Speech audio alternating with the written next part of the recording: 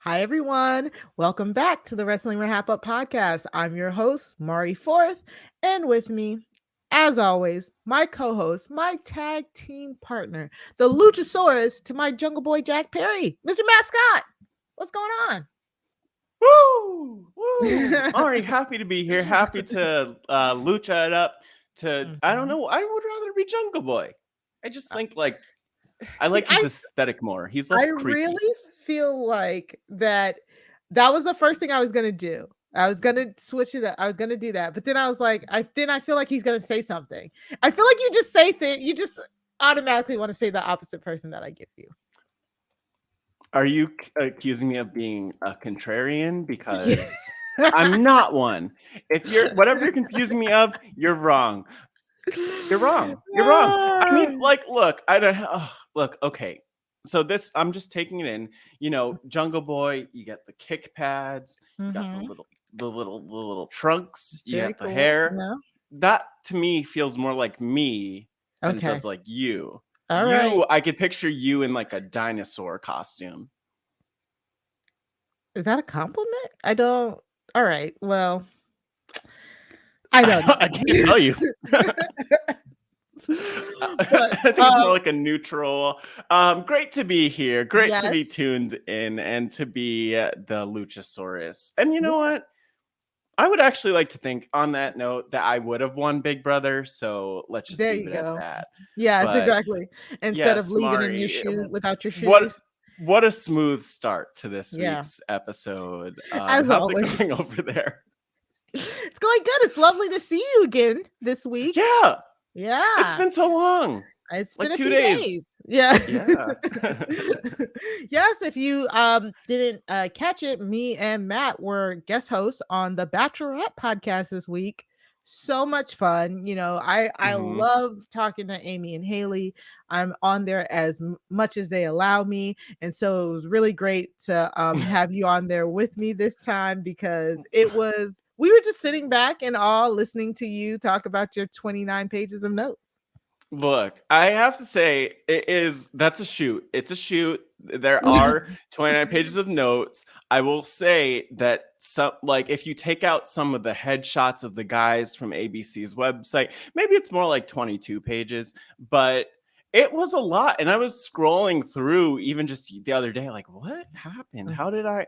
But I'm glad that I got on board with the Bachelorette train. And I will say, Yeah. I too enjoyed podcasting with you, with Haley, with Amy. I'm on as much as they'll let me. And so far, that's only been once, but I had fun. And I'll keep watching The Bachelorette. Hopefully, I'm back because I don't know. I don't know about the next Bachelor. That's a whole other Right. conspiracy. But one day I will watch that show again and be part of the draft and have maybe I'll have even more pages of notes.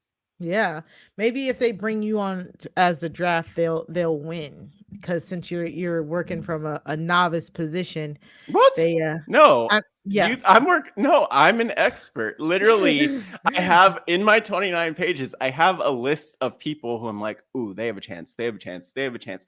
Mari, don't underestimate my reads. My reads are solid, and I would win that draft. I would beat Asia. I would beat Amy. I would beat Okay. Haley. And I'm just All saying it right. now. I'm calling them out. If they think that they could beat me at the Bachelorette, then you have another thing coming to you because baby boy is here for the draft. It's like, am I going somewhere with this? No, but this is turning into a pro wrestling promo. And Um, that's what we do best. We turn everything into a pro wrestling promo here. So yes, that was sponsored by yeah. my cup of coffee. Thank you so much, coffee. Yeah, it was so fun. We did a Yeah, it great was. job, and definitely go check out the Bachelorette podcast. They covered the Bachelor and Bachelorette. They are literally on their their fifth season in 1 year. Like it is Woo. nuts bananas. But So we are basically on our fifth season. I mean, pro I know, wrestling does, yeah, I mean, it depends how you do the we have math, no off but season. like it's all the same. We're kindred souls, right? With Yes, them over on the podcast. And I will also say this week's episode featured the Bella, well, yeah. This week's featured is episode a of the strong Bachelorette. word. Featured is a strong word, but the Bella twins Yeah. were there Mm-hmm. The doing Bella things that twins. were wrestling adjacent. adjacent, perpendicular, somewhere in that ballpark there of wrestling. All right, I'm let's with just you. get into some a little bit of news here. Bray Wyatt, Mr. Wyndham Rotunda is reportedly working on a Ooh. movie. Yeah, it's supposed to be like a horror movie. Yeah, he's good friends with some of the producers of like a horror film studio. He's been working with them, during his Fiend stuff. The great Tom Servino. So it looks like I'm trying to pull the name of the production company here, but Well, Colossum Studios. He's worked with the Colossum Studios owner and makeup effects artist Jason Baker, and they were on the Warner Brothers lot. They're spotted in Warner Brothers, and so they're supposed to begin filming for their horror film later on this month. And we don't know the name of the film. We don't know what it's about, but all they said is it's going to be really new and different. And then they described it as Ichi the Killer meets Xanadu. So like I'm intrigued. I'm baffled. I'm baffled. Yeah, both. Like, yeah, here's what I'll say. Here's what I'll say. You have to be true to you, Mari. You'll be the Yeah. intrigued one. I'm going to be the one who's like, let me know when they're on the third film, like when he's in his third film. Because, we had, I was going to say Mhm. Batista, but I need to give his shoot name, Dave Bautista. We had Mhm. him in his meteoric rise to stardom. And, Yep. I feel like the first movie he was in was Guardians of the Galaxy. Maybe. I happened to see it. His Even if it first one? wasn't though, let's I just say it can't was. remember. I Yeah. happened to see that, but like I just think I want to see all of these wrestlers thrive in Hollywood because I think it's really great for wrestling. Yeah. It's also really great for them individually, and hopefully this Mhm. works out for Wyndham. Yeah. And they Wyndham they sounds also like such a formal name, by the way. Do you think he goes by like Windy or Oh, I hope Winnie? not. I like Wyndham. It has a lot of Winnie gravitas to it. Rowe. And I Windy think Rowe. that's I think that name that he's named after his grandfather who is Barry the Windham. Barry Windham. Yeah, very famous. He comes Oh from damn. two sides of wrestling like family. Like amazing. Good for him. He's But they're wow. saying that it's not going to be Fiend related. Like it's going to be a totally different character, which is great as That's well good. because Well, yeah, I mean, Bray yeah. can do a lot. We've seen he can do like acting is literally his strong suit. Like he could go the role. Did you ever see No Evil with Kane? Yep. I did too. And I Why? read the book too. Very impressionable kid. I said, "Oh, WWE, yeah, let's go." It I wasn't thought it that was a great. good movie. See, It well, was no, all right. I thought. Let me say that again. I thought it was a good. No, I didn't actually. I didn't even think it was a good movie at the time. Who am I kidding? It wasn't great. The book was interesting. I don't know how they roped me into reading the See No Evil book. Right. That was fascinating. I think Yeah, like there was like a impressionable. murder and a story, and there was also a Yeah. book, but like the Kane and the Undertaker were up against each other in it was a whole thing. It There's a wasn't lot that of stuff bad. that It we just was yeah. like your typical slasher film, like teens run into like a abandoned house and they get mowed down. Like it's just like Spoiler. spoiler alert for a 15-year-old movie. Like I mean, no one's probably seen it, so so yeah, like I mean, Bray could do something to that effect, but smarter. I could definitely see that happening. So good for him. Yes. Oh, what? no, I What? get. I'm just like I'm nervous for him. Because I I'm don't want him to be not. typecast into this special effects sci-fi horror slasher kind of role. Like But honestly, I that's get that's good. why I'm nervous. I'm I nervous. I mean, not everybody is gonna be Dwayne The Rock Johnson and be typecast into the biggest action star of all time. So if you're, and then John Cena is trying to do the same thing. So if you're coming from a wrestling background and then Batista, same, like do you think Bray cannot fit? I don't think Bray should try and fit into that mold of like, oh, No. action hero. So him going the horror route could be really good for him, especially since he's a proven actor. He's literally taken everything that they've given to him and worked his ideas in a way that they've always like at least gotten over with the fans story wise, booking and wrestling wise, maybe not, but he's always had that story But element I down guess pat. I just want to see his face is what Oh. I want. That's all I want. That's like literally a very simple thing, but we'll see kind of what happens with his career. And also, I think even more, the thing that wrestling fans probably care about more is if and when he returns to the ring. We don't even know the circumstances truly around his in-ring status. Like, is he healthy and able to go? We don't know. Mhm. Does he want to wrestle? We don't know. But I'm just pushing for like whatever he wants. I want what's best for him and wishing him all the best. But this is great news for him. It sounds Yeah. like this is a big milestone, and not everyone has this type of opportunity. Yeah. So good on Wendy Williams. I completely agree, except for that last part, calling him windy. His It's 90 cute. day compete clause has been up for a while, if I remember correctly, because he was like in one of those. There's been so many rounds of cuts. It was like late July, early August. Was it? Don't math Oh, even that, it's us. still up. Yeah, it's recently up. Jeez, time. Woo. Yeah. Time is a So I flat mean, circle. I want him. I would love to see him in Hollywood in that type of capacity. So good on him. Next Hollywood up. Hulk Bray. Ew.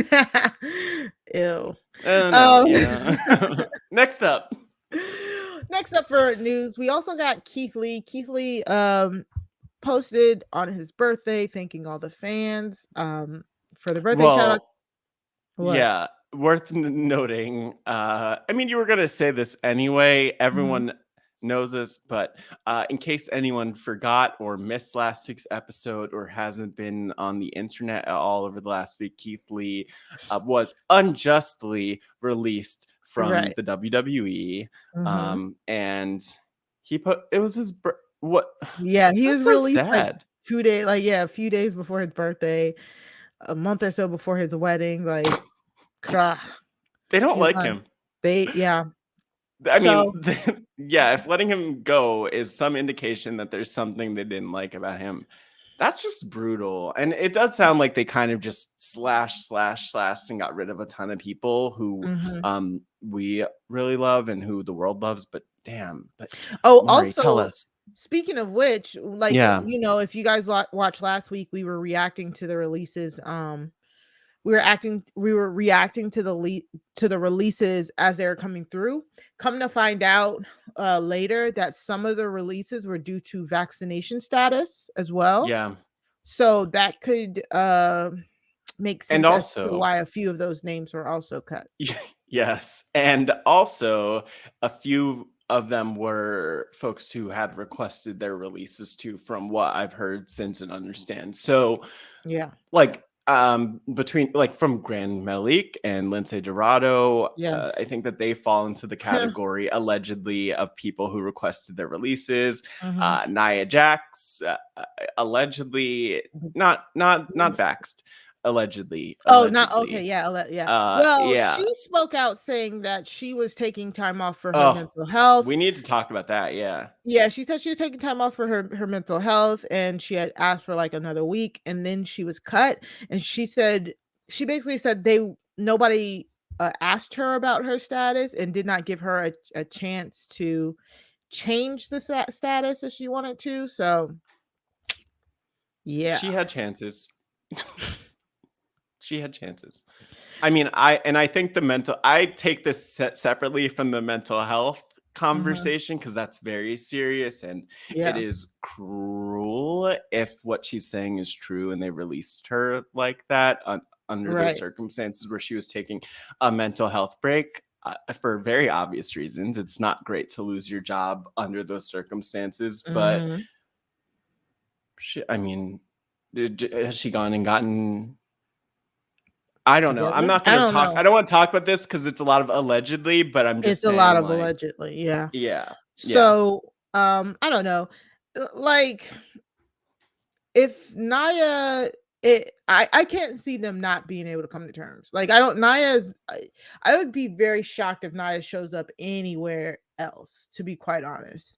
Um so totally. maybe she'll take a break and then maybe they'll see if they can try and work it out, but I just it would be really hard for me to see her in another promotion, to be quite honest. Yeah, yeah, yeah. It's a rough. I mean, that happens. I think there are a lot of people. Even this year, we could probably go down the list and point to a number of people like, oh, that's probably the last time that we'll see them in wrestling for a variety Yeah. of reasons, Mhm. including reputations and just like maybe some people aren't that interested in being wrestlers. But you were talking about the one, the only, limitless Oh Keith yeah. Lee Keith Lee, and so good. his note app, which by the way, I Yeah. don't know what app he used, but this looks like a very professional note app. Like a Yeah. nice white background, good Arial font. Yeah, he basically was just thanking the fans for the positivity and, talking about it's been rough, but the biggest thing that he said in his release was, I paid all my medical bills from the many offices and machines I frequented. There's positivity in that.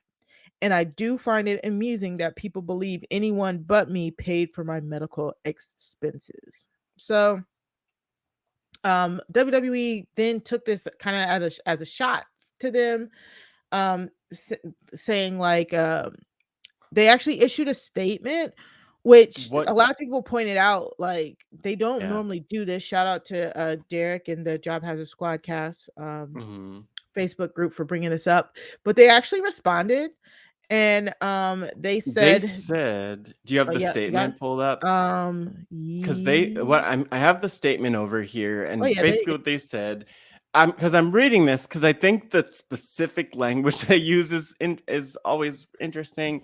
Keith Lee's mhm, recent comments implying WWE failed to pay his medical bills are erroneous. And by the way, what Keith Lee said was, quote, I paid all my medical bills from the many offices and machines I frequented, period, mhm, end quote. So that's what he said. So they're saying his statement is erroneous, and they're saying WWE has an extensive healthcare program for the medical care of all of its in-ring performers. Mr. Lee was part of that program. Should Mr. Lee, ooh, this is the shady part. Should Mr. Lee have any concerns over the payment of medical bills, he is welcome to address them with WWE. I don't know who this person is who wrote the statement, but I don't want to be on their bad side because it does feel a little shady. It also doesn't, it's not them saying we paid for all of Mr. Lee's medical bills. That's not what it's yeah, saying at all. So I don't know what to think of this or make of it, but I tend to believe that the truth probably lies somewhere in the middle. Somewhere in the middle. yeah. I don't know. I don't know. Like, if here's Maybe. what I would say. If Keith Mhm, Lee sent his medical bills to WWE today after this situation, I think that they would pay his medical bills. But also, like, I don't know how they would know that I don't think there's any way they would know that they paid all of his medical bills. He knows his medical bills better than they do. mhm. Yeah, it kind of sounded like they were trying to say. They said there's a medical program. Sure, they pay for people's stuff. They do pay for people's stuff, Yeah. but that doesn't mean that they necessarily paid for Keith Lee's medical care. I mean, maybe there's a world where he didn't ask them to pay for his medical care. I could see that because he didn't say that they didn't pay for it. He just said that he paid for it, which maybe Mhm. that was just like something that he was proud of and did. Yeah. We don't know. We're not Yeah. in anyone's pockets. But to me, I just think like I know that he's not. I would be shocked if he Yeah. was just lying and making stuff up. You know? Like I said, when I first read that statement, I didn't think of it as a shot at WWE. Like No. I was like, "Oh, okay, yeah." I felt like he was saying like graciously like he at least all he doesn't have to worry about his medical bills because they're all paid in full. You know what I'm saying? Like that You know what I'm saying? Like, because that's one of, Yeah. you know what I'm saying? Before getting Like, laid all of off, my all of his language is bills are so taken. powerful. Yeah, Yeah, like all like his bills are taken care of, so he doesn't have to worry about that while now that he's like jobless.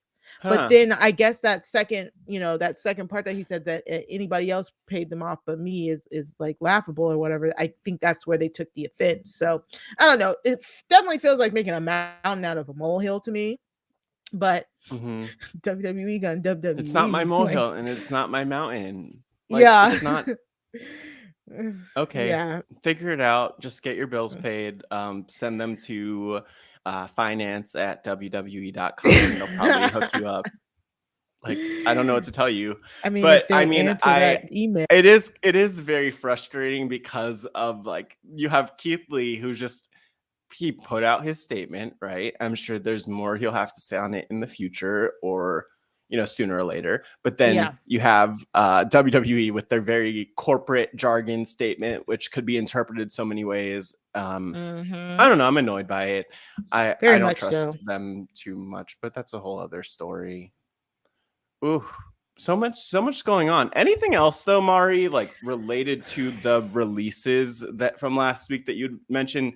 I feel like we were What were we literally like just shocked just as it about to was say? happening Yeah. because it was happening as we were Oh, recording. Grand Metalik and Lindsay Dorado. So Mm-hmm. that was kind of funny. So when it was Lindsay, right? When Lindsay Dorado got released, Mm-hmm. everybody's favorite show parents, uh we're gonna get canceled. Izzy's parents are gonna cancel us. We've talked about them like 3 weeks in a row at this point. No, Um, here's the thing.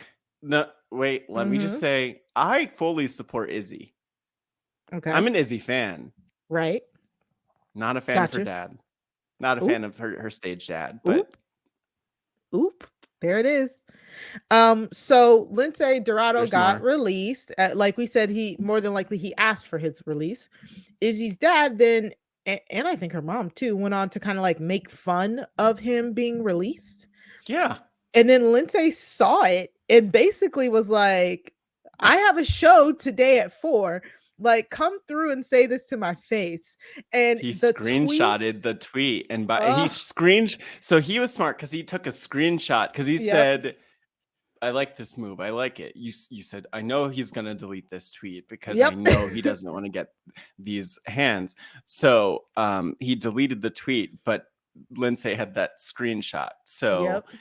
I just want to say, you didn't have to do that. Like, Hilarious. just be a good person, be a kind, be Uh, supportive, be like treat these performers who have literally inspired you, I'm sure, but also your daughter and people who mhm. have been support. WWE has been so supportive. The community has been so supportive of Izzy too. I just don't get the hostility toward performers and log out. Like that's a good move. There it I is. actually think when I checked to see what was going on in his Twitter wasn't still there. So maybe Izzy got No, him together. they deactivated it.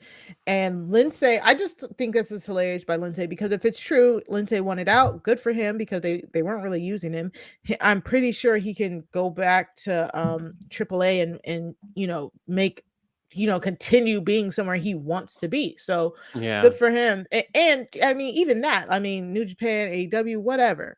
There's so many options out now. So that's what we love for wrestlers, but Lindsay also bought the dude a ticket. He bought him a parking pass. Said like, "Come see about me, dog." I love it. It was so great. And then of course that's when the dad issued an apology, and Yeah. Well, that what do you that what do you call it? An apology or it did use the word apologize five he right he times. let yes. Yes, he apologized. He used the word apology 5 times. It seems like I'm reading over it. It's way too long, y'all, for us to read it. But Wait, is the original thing he posted like he circled the word apologize in it? he didn't circle it. Okay. Somebody else did. I wasn't sure who circled the word apologize in it. Somebody who was saying like, "Oh, that man is shook." Like he was scared. He was so scared that this apology. I sincerely apologize for my insensitive tweet. I owe you a direct apology. I truly apologize for my actions.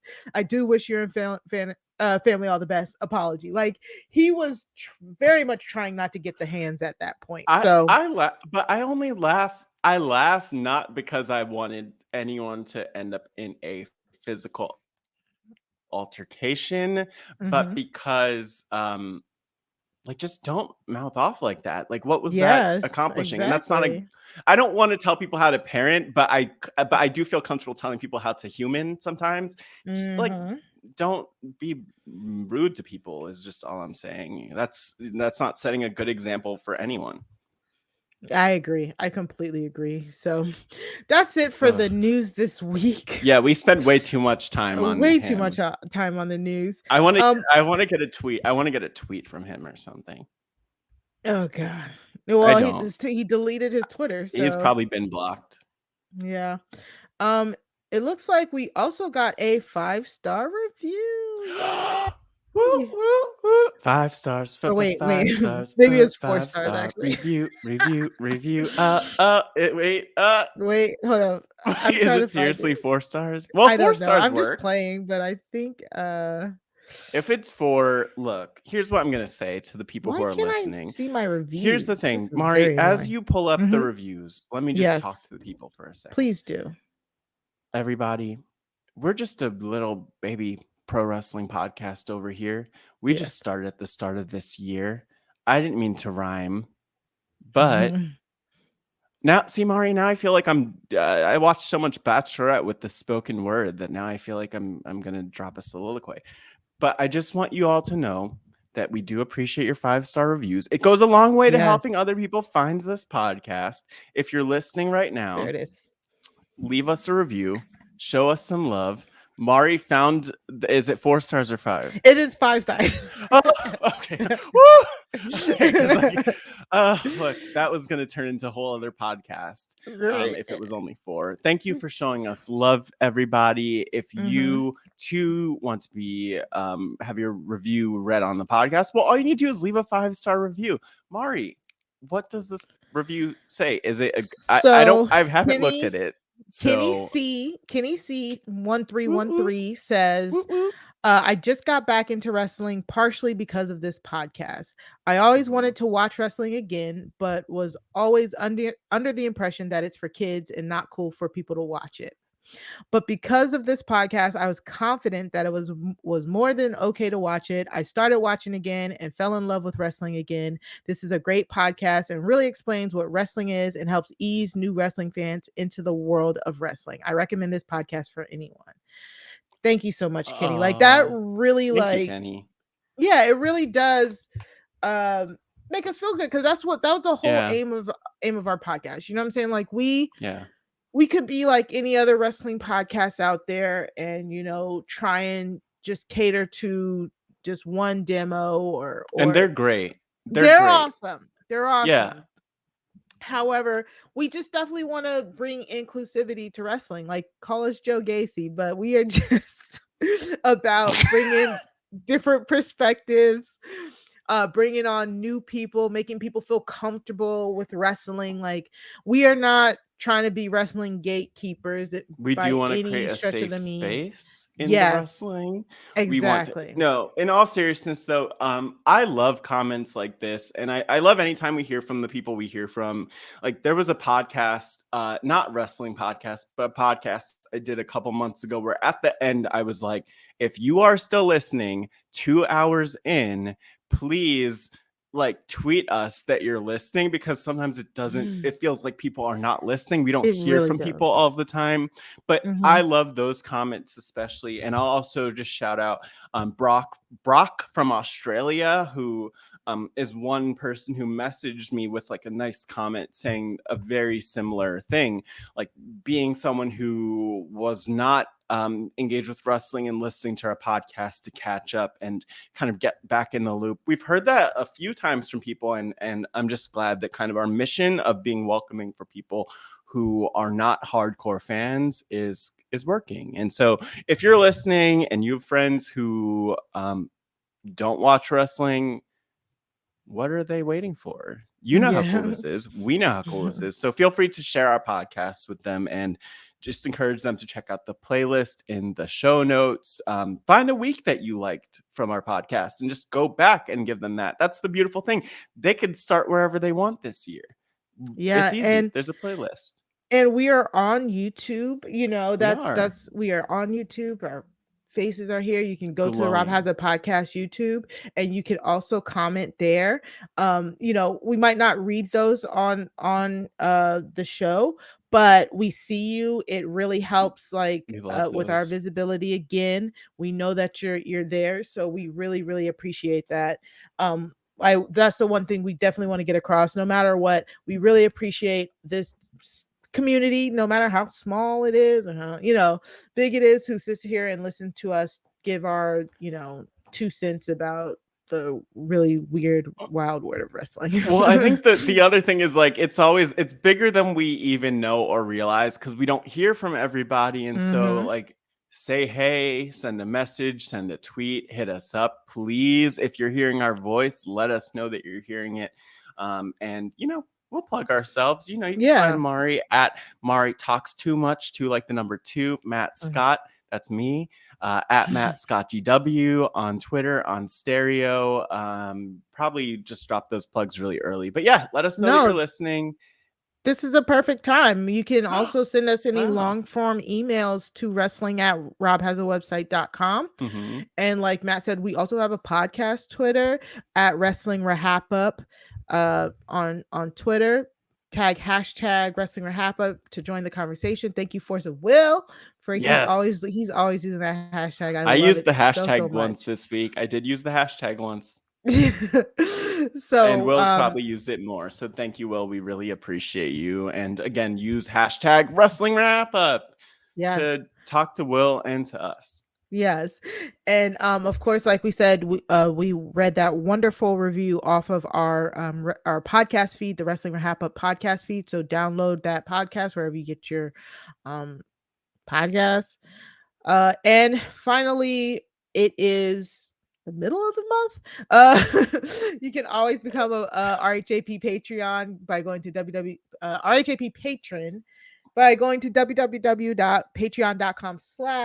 www.patreon.com/RHAP. I'll give you exclusive access to Patreon content, including the 5 for 5, the Survivor Q&A, patron games. So right now it's always a great time to become an RHAP patron. Yes, and you could binge like a lot of the content that's because everything that is shared on the RHAP Patreon is still there. So even if you Mm-hmm. join in the middle of the month, you could go back and listen. You could binge. Which reminds me, Mari, this week, not at all Yeah. because of wrestling, I found myself messaging the one, the only Richie Emerson, aka Ryan Capola, and I realized that my wrestling Uh, nickname would be the Binge Beast because that's literally I've been binging and beasting, and you could be a binge beast too if you check out and binge the content on the RHP Patreon. Okay, yep. smooth move. I just wanted to mention the Binge Beast to you. Yes, Do you thank think you. that'd That's be a good awesome. like I gimmick for like it. me? I I don't think it's not true. Like I think Chappelle's I more don't know the if it's a Binge Beast. gimmick. I think it's a like a name. It's like Matt the Binge Beast Sky. You know what I'm saying? I It's not feel a like I would go gimmick. with no. I think like the name though. I was thinking I could shorten it to like Bibby, All right. like Well, Bibe, and they'd be like, "We're here with Bibby," and I'd be like, "Yeah, Bibby, that does not yeah, hit Bibby." it. It does not Dusty hit Rhodes. as well. Yeah, yeah. Well, But speaking of the hits, yes. Let's get sorry, into are there the any other highlights of plugs? the week. No, that's it. Okay, good. We have no guests this week, By the y'all. way, It's as a side note, we don't have a guest this week, in case you were wondering. we don't have a guest this week, and so it's just the two of us on a weekend for the first time in a minute. Just the two of us. There you go. Don't get us Sorry. demonetized. Uh, So right. So let's get into the highlights of the week. Each week we go over the highlights from this week in wrestling. This week we'll be doing SmackDown because if you listened to us last week, we did a Thursday show. We didn't get to talk about last week's SmackDown and this week's SmackDown. We'll also be getting a little bit into AEW Full Gear, and then Raw and maybe a little bit of NXT. Ooh. All right. All right.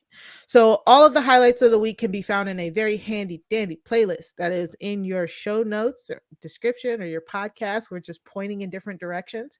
If you're watching us on YouTube. But you can watch and follow along with us. So SmackDown. All right, we gotta talk about SmackDown. SmackDown it's still the A show for me, even though they, took some of my favorite people off of it.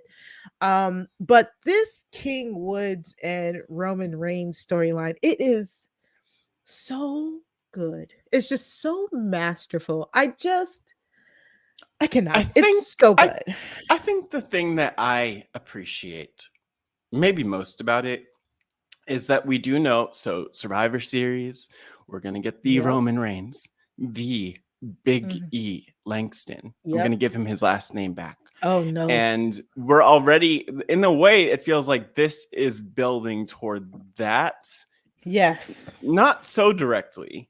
Exactly. That's why I say in a way, but it is building toward that. I almost feel like they could reference the fact that this ties in with that more. Like, I don't know. I feel like they have oddly not been mentioning Big E within that King Woods Roman Reigns storyline nearly as much as they could, but maybe that's just me. I think they're waiting a little bit longer.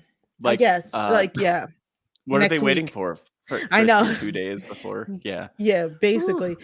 It's really interesting. I kind of like it though. Like, I mean, we all know where it's going, but it doesn't feel like E is overshadowing Woods. You know what I'm saying? Because Woods is still a king. He's the king of the ring. Yeah, so come on, king.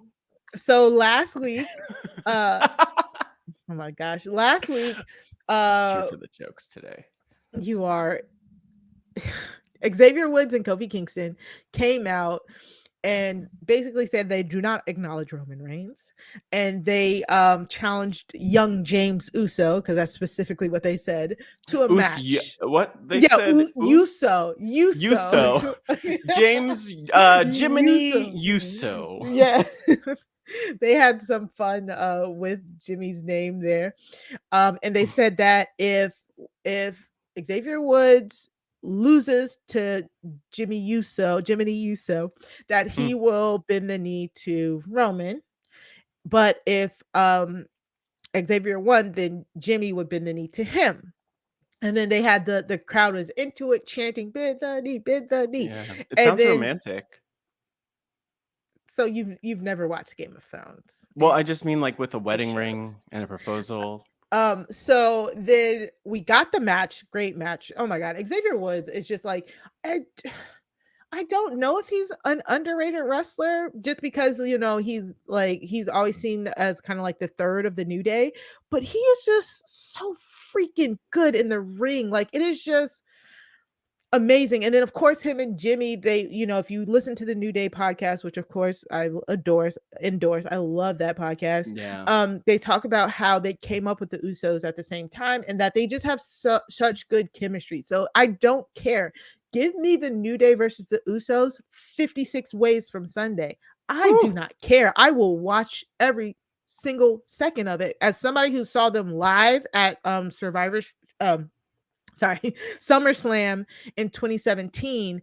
I mean, they literally blew the roof off the place. So, wow. Yeah, this was a great match. Jimmy lost. And before Jimmy could bend the knee to Xavier, Roman came out and Superman punched Xavier in the face. And then they beat up both Xavier and Kofi, but they held Xavier while they mangled Kofi's knee. They did a few moves to Kofi's knee. So this week on SmackDown, Kofi wasn't on SmackDown because they said he had a sprained MCL. And of course, the Bloodline said they don't bend the knee, they break knees. Cute. Very cute. And by the way, I think, okay, that was not an original line from them, because, or maybe unless they said that before they did that to Kofi, someone on commentary said, "We don't bend knees, we break knees," and Yeah. so maybe they stole that line from Yeah. commentary. But It was it's all good. It's all probably good. definitely Same a writers. push line, yeah, Yes, there. it's a Either good way, line. really good. It really is. It really is good. And so this week we had Roman versus Xavier. Loser bends the knee. Like, this was one of those matches going into it. I was like, I don't want either of them to lose. Which of course, great match. When Roman works big man, it is just, I love it. I love every second of it. Roman versus a smaller, quicker opponent has always probably been my favorite, but Yeah, he also is just so versatile because he can go up against guys his height and taller, like him and Braun work amazing together. Him and Brock. That's why Roman Reigns is a great wrestler. But seeing him in this capacity as the heel that takes the help, and him destroying King Woods for most of the match just for King Woods to, hit the coast to coast elbow on him. And we're just about to get Woods winning. The Usos come out oh and my they gosh. they cause a DQ, which apparently somebody said online. This is technically the first singles match DQ loss that Roman has taken in his whole, like, almost, I think it's 500 days of the title. Yeah, like normally First singles match DQ loss. loss. Yeah. Huh. Like normally, even if when the Usos interfere, it's normally like a ref bump or something. So he still manages to win.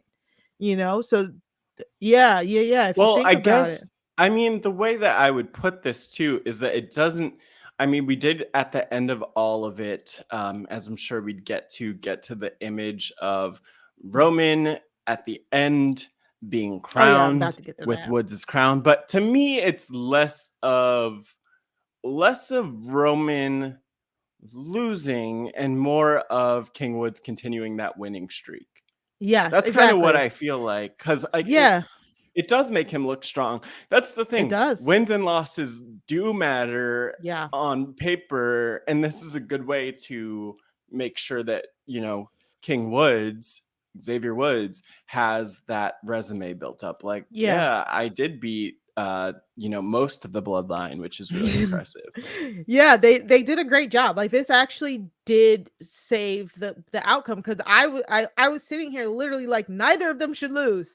So Yeah, it was a great DQ. It means Xavier technically won, but Roman still bent the knee. Technically, he was on his knee in the cheater. middle of the ring while the Usos took Xavier's crown and slowly placed it on Roman's head as he Mm-mm. laughed smiled fiendishly. It was Disrespect. the ultimate form of disrespect. I was like, oh, like, boo, like, I was so mad. I was like, don't you touch that man's crown. It is hard earned. He's wanted this all his life. It was, such good theater. But I think it's such a great setup, considering the fact that Survivor Series is Yes. 8 days away. This is all a really good setup and build toward that. Again, Hmm. I not that I wish that Big E was there, but I wish it was teased. Like, where's Big E to even Me the too. odds? Yeah, Something I like thought that. But I thought he was gonna come out. I thought he was, yeah. yeah. Well, I mean, this actually all makes me think of something else, which is, for actually, I think like for the better part of this year at different points, we've had rumors of Dwayne The Rock Johnson returning to the WWE, Ye and it could very well happen at Survivor Series in theory. In theory, yeah. And so I wonder if that's happening, which only is unfortunate in the sense that it goes from New Day and Roman, or Big E and Roman, to like The Rock and Roman, and then maybe Big E becomes an afterthought. I'm so curious what's going to happen either way at Yeah. Survivor Series, but especially with that rumor, which, like, The Rock, I think, says like, no, I'm not gonna be at SummerSlam. I'm busy. I'm a star. But Yeah. Mhm. you know, I do wonder if that's a possibility. I think I said SummerSlam. I meant Survivor Series. Survivor Series, yeah. It's you get it, Yeah, people. I got it. You know. Yeah, Yeah. to be quite honest, people were saying it online. They said, we know it won't happen, but I would much rather see Roman and the Usos, the Bloodline versus Big E and the New Day, Yeah. um as the match at Survivor Series than just a one-on-one between the two, or the Usos going up against what, RK Bro. Like I would technically, like, this whole brand warfare thing is kind of like annoying. Again, like we talked last week, there's no point. Who cares about brand supremacy? Y'all were just on opposite brands a month ago. So Literally. who cares? A month and a half? Like it Yeah. doesn't matter. So I'd much rather you give me a fight that I actually care about. And there, no matter what, we're getting those, the women's eliminator match and the men's eliminator match. So, you know, I kind of wish they Yeah. just let that be the Survivor Series, you know, Well, and then the Survivor Series thing, and yeah, then everything else. everything else can be I've built. always loved when the whole pay-per-view has the theme, but I mean, the thing is, like, that is just how I grew up with Yeah, wrestling. Like, that's what I think most of us have experienced, where the whole pay-per-view has the theme, which is yeah. cool because then you kind of have to see all these characters in that scenario. Maybe we'll get back to But there one day, but Matt, it, Extreme Rules had no Extreme Rules, so like, there's exactly. no point. Exactly. No, I know. Well, I know they could come back. That pisses me off. I'm not Yeah, gonna still. lie, because it's so like it almost feels like they were like, okay, we're gonna troll you on this pay-per-view by literally giving you more Extreme Rules matches the next night on Raw, on NXT, Yeah, on the next, like, literally since then we've probably seen more extreme matches there than anywhere else. So exactly. It's choices. it's definitely choices, but It's I would choices. much rather, because think about it, like, they literally have built nothing. They built nothing else for Survivor Series. They did put the placard for Roman versus Big E. We've got the eliminate, or we're about to talk about the teams here. But like Shinsuke versus Damian Priest, RK Bro versus the Usos. Like, Nobody wants that though. they built Becky versus Charlotte. So, Yeah, that's um, gonna be, I mean, see, that's the thing. And we'll get to talking about them in a we little will. bit, but there is like a lot. There's some interesting stuff potentially happening at Survivor Series, Yeah, and which feel we'll see. like I feel, yeah, I feel like we don't need the whole card to do it, like, honestly, but No, no, and then it's really forced, and then it's really forced and awkward, and like, okay, we don't care why, like, because in a lot of cases, like, we've probably seen those matches, like, oh yeah, we just saw that match between like this person and that person, they're pitting against each other across brands, like when mhm, they were on the same brand 2 months ago. So, mhm, I mean, I don't know if there's any specific example of that, but we don't need it. We don't need it. Give time to exactly, the actual storylines if you can on the show. right. So, This alright, actually go ahead. ties in with a question, Mari. I know Okay. you weren't expecting me to prompt the question, but we Mhm. did have a question from the one, the only Edmo, Edward Oh, Morris. Thank yeah. you so much, Mhm. Edmo. Shout out to you. How do we Edmo. feel about the fact that WWE announced their Survivor Series teams on social media? This pissed me all the way the hell off.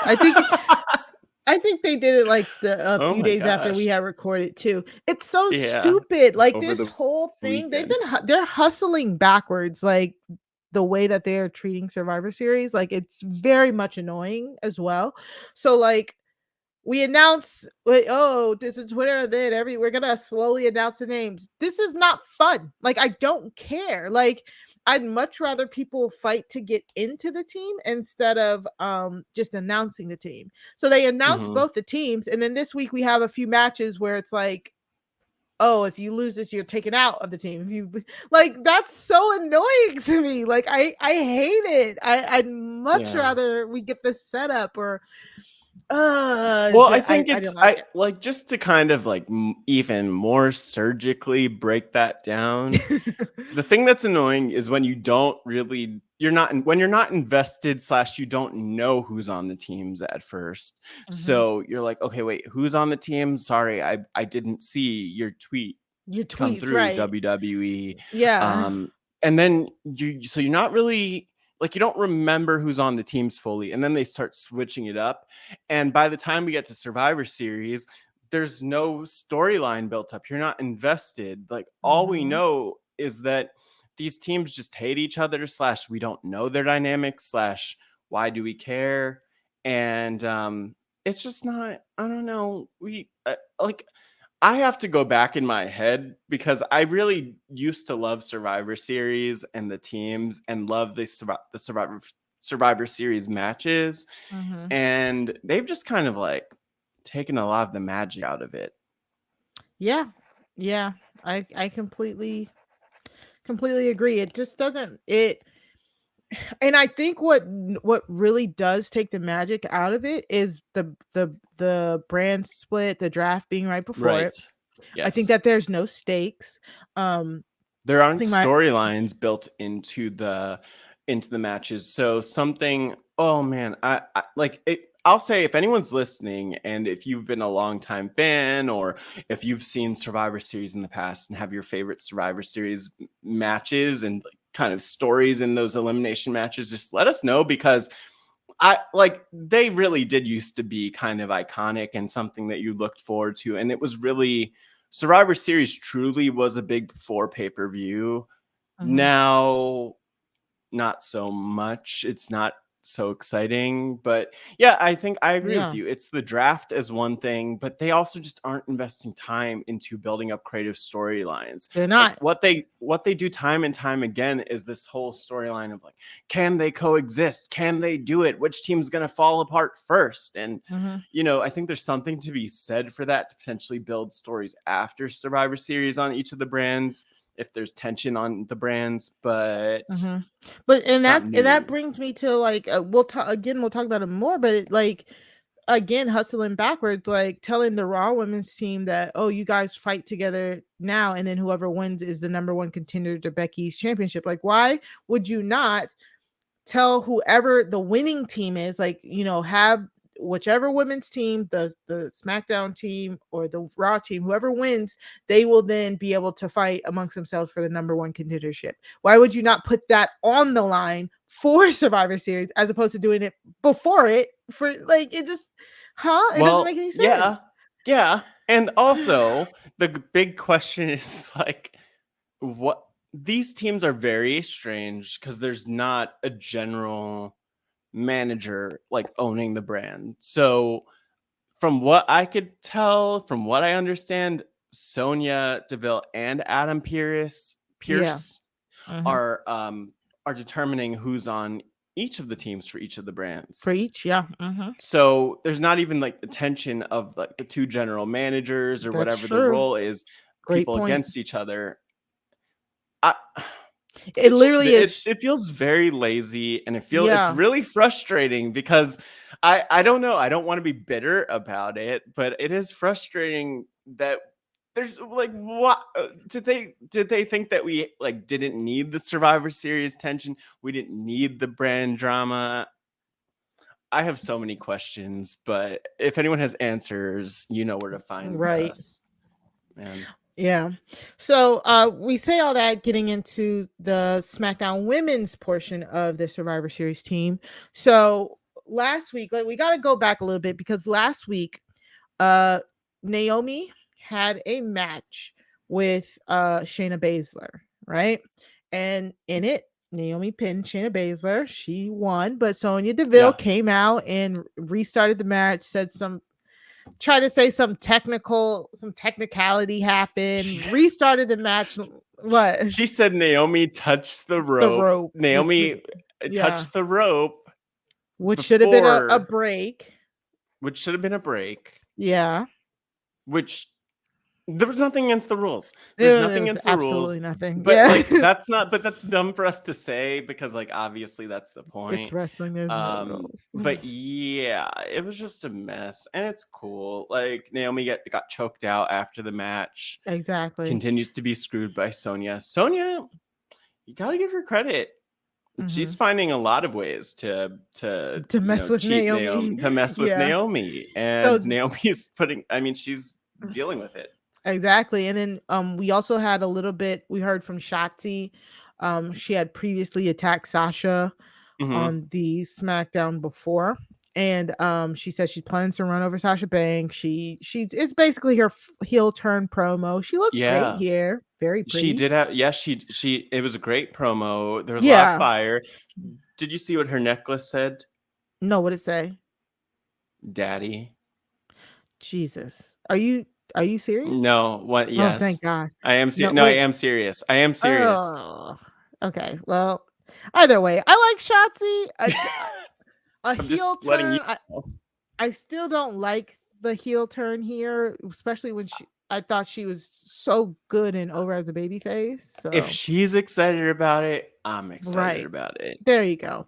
So, we already had tension with Shotzi and Tasha Banks. So, when Sonya came out this week to interview, well, not interview, but to basically announce the women's SmackDown women's team. We got Shotzi Blackheart, of course. Yep. We got Shayna Baszler, of Mm-hmm. course. Mm-hmm. We got Natalia. Natalie. Yeah. Yes, her. Natalia Neidhart. And I'm not gonna say of course because she hasn't been on TV for like a month, so that was I interesting. mean, who else? And then finally we got Aaliyah, which I was like, all right, fresh blood. A lot of people online were saying, oh, they need to pin somebody first. So Aaliyah, who finally made her main roster Disrespect. debut after about 7 years in development, she's put on the team. She's like the new hot, fresh, very like, oh yeah, look at me. I'm just happy to be here. Baby face. But then Sonia Yeah. call says gives a big old introduction, says that Sasha Banks is the team captain. Sasha comes back after being away for a week, so this is 2 weeks, and Sasha basically comes in and just like just comes right after like Shotzi. All hell breaks loose, but then like Naomi comes out as well because Naomi's pissed because she's not on the team. She said it online. She deserves to be on the team. She ran down her credits and she said, I know the only reason why I'm not on the team is because Sonya Deville has it out for me.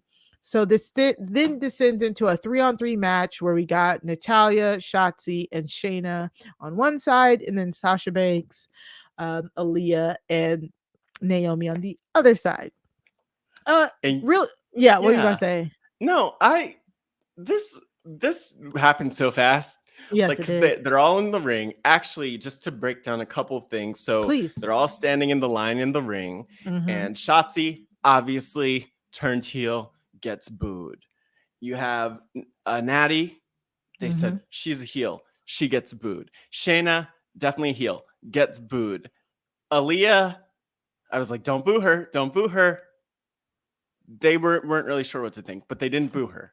Yeah. And then it all just broke down into a huge fight. Aaliyah did an amazing job in this She match. did. I just think one thing that's so interesting is that the commentators, I mean, are Mhm. acknowledging the fact that she was in developmental for Yep. 7 freaking years. Like she was Mhm. in developmental for most of the decade. Think about that. Think about that. Yeah, no, I know because I watched her on the Breaking Ground documentary that they did back in When we were young. 2015. Yeah. Yeah, so good. And she was still like the underdog. Oh my god, am I gonna get fired person back then? I Good for Aaliyah. I'm glad she still has a job. I'm not saying anybody should be fired, but she must have photos on somebody. That's so rude. But she did it really great here. She really did. She got the pin. By the way, I love this. I This when I saw picture. this picture, which you can see on our YouTube, I just thought this is hilarious. But no, she did Mhm. an amazing job, and Look at she's really Natty with the good. assist there too. Yeah. Amazing. Oh my God, look at that! Look at that athleticism. Say what you want to say about Natty, how she just be popping up and She's so don't know her underrated, though. alignment, don't know her alignment from day to day. She's the female Big Show.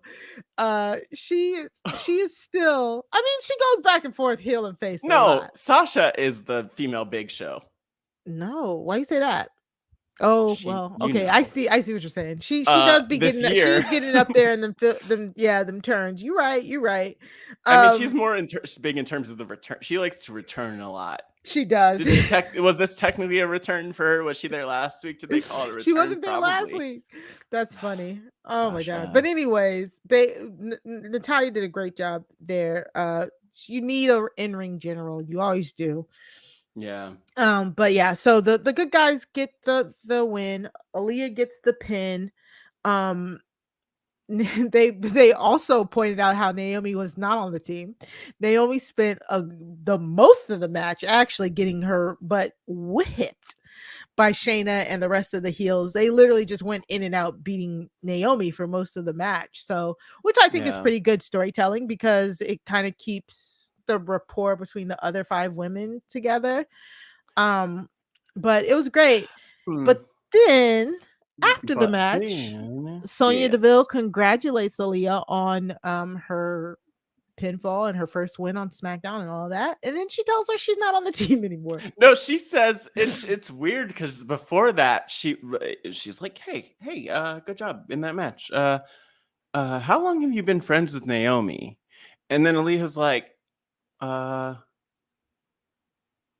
don't like it's probably 7 years. Honestly, Aaliyah's been around so long, she probably can't even remember when they first met.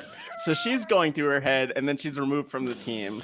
And then Right. we do see her, she's heartbroken, but then we Mhm. also see Naomi being Mhm. told the news and also being heartbroken. Are these two friends? I don't know. Do Like they actually have that they met? it's so funny because when I was watching, I So said, "Oh my weird. god, Aaliyah must be like, shitting a brick. She's in the ring with such like great women. This is her first match." And my husband was like, "She probably knows every single one of them." And I was like, "Oh snap, yeah, because she's been there Very for well. like 7 years."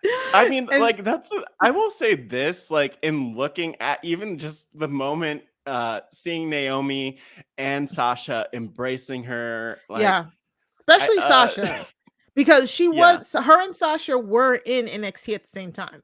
Like Sasha is in that same Breaking Ground documentary that I was talking Oh. about. So they for sure like know each other and stuff. So this is such a cute picture. Yeah, but it's also so sad. It is, yeah.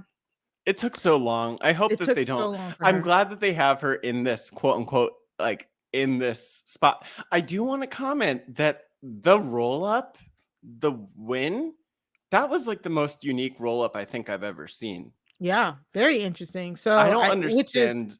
especially when we see so many roll-ups. So Yeah, yeah, yeah. So go back and watch that. It's like very difficult to explain, but it basically they went from a sharpshooter, Natty and Aaliyah, into the roll up situation where Aaliyah was basically yeah. like still in the sharpshooter with her legs, but like kind of holding Natty down under her, and it had to take an incredible amount of balance. I was impressed. I watched that one sequence at the end like 3 times in a row because I was amazed. So just want to say I am excited to hopefully get more of Aaliyah. I would love her to be women's champion within the next year if we could get that. But let's see. Let's see what they do. Yeah. Maybe she'll beat Charlotte. And so I think because Sonya takes her off the team, but doesn't tell anybody who's gonna be replaced, who she's gonna replace Aaliyah with. And I feel like it's gonna be Sonia. Sonya, yeah.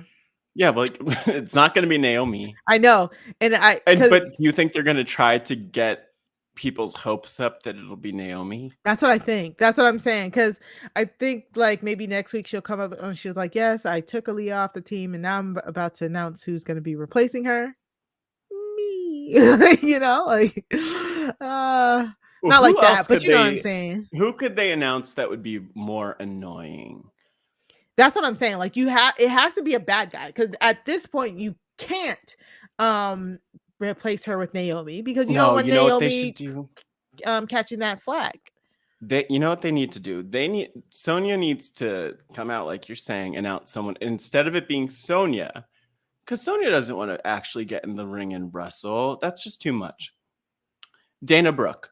Make Dana Brooke the replacement. Dana Yeah, Brooke is on Raw. she's on exactly. She's on Raw, but like she wants to be in the match. So like let's plug her in.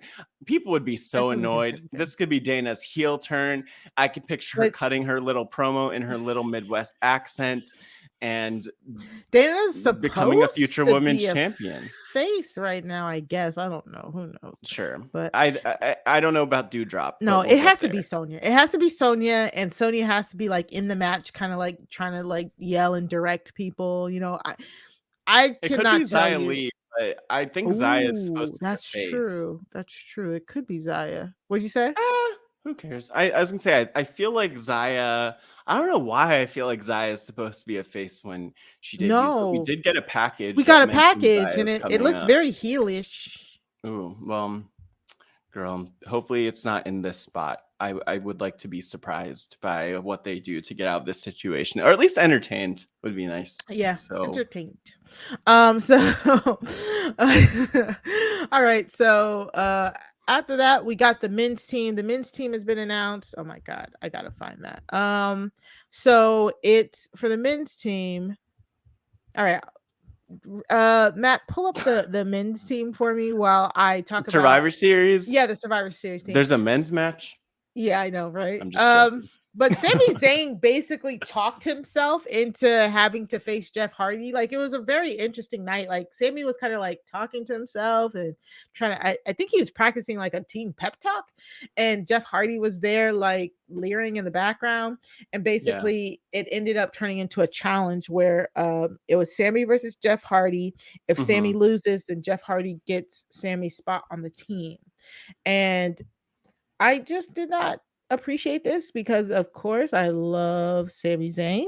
Yeah. And I mean I guess it's still supposed to be this conspiracy theory thing of like he keeps getting screwed over.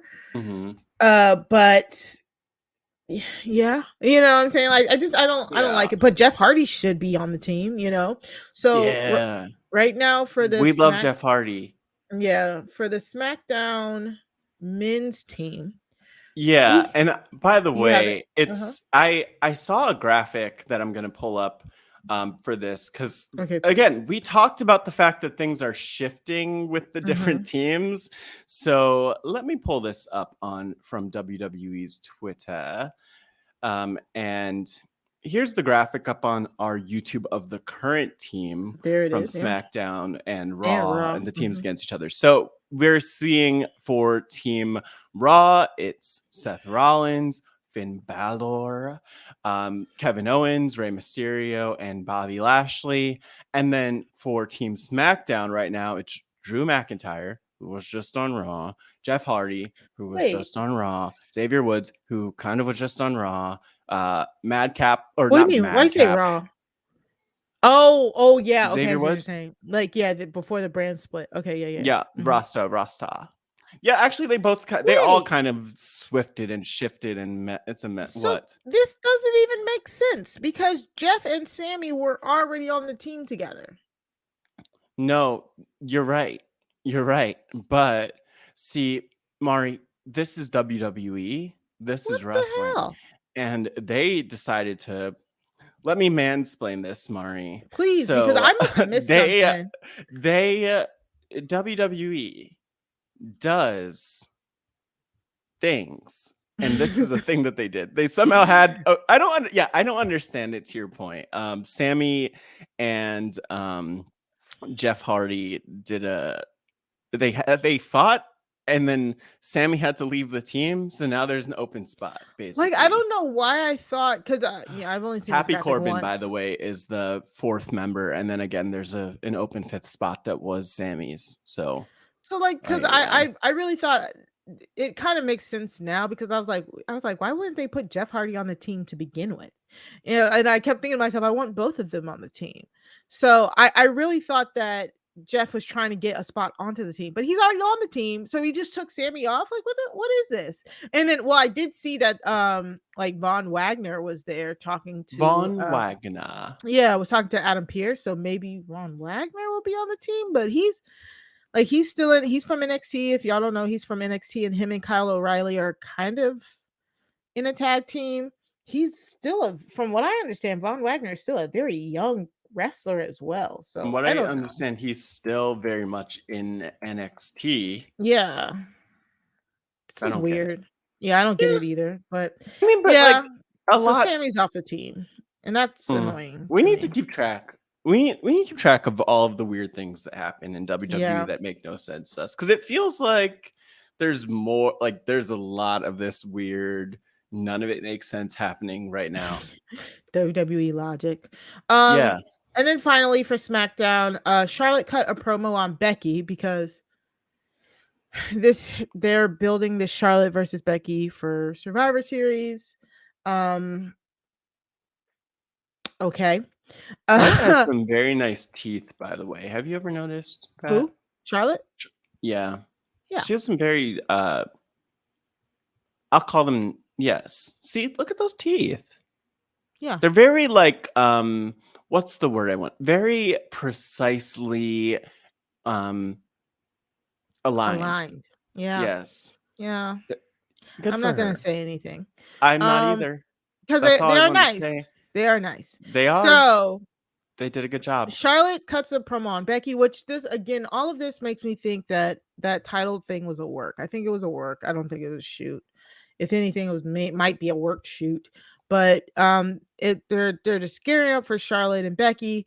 Charlotte, this promo was kind of funny. I'll give her that when she's like, they're Mm, gonna be calling you Becky, and she actually got the crowd on her I side to be hated cheap. that. I hated that. I was so annoyed. I was like I was like, she in my got him. notes, Hook, in line, and my sinker. notes.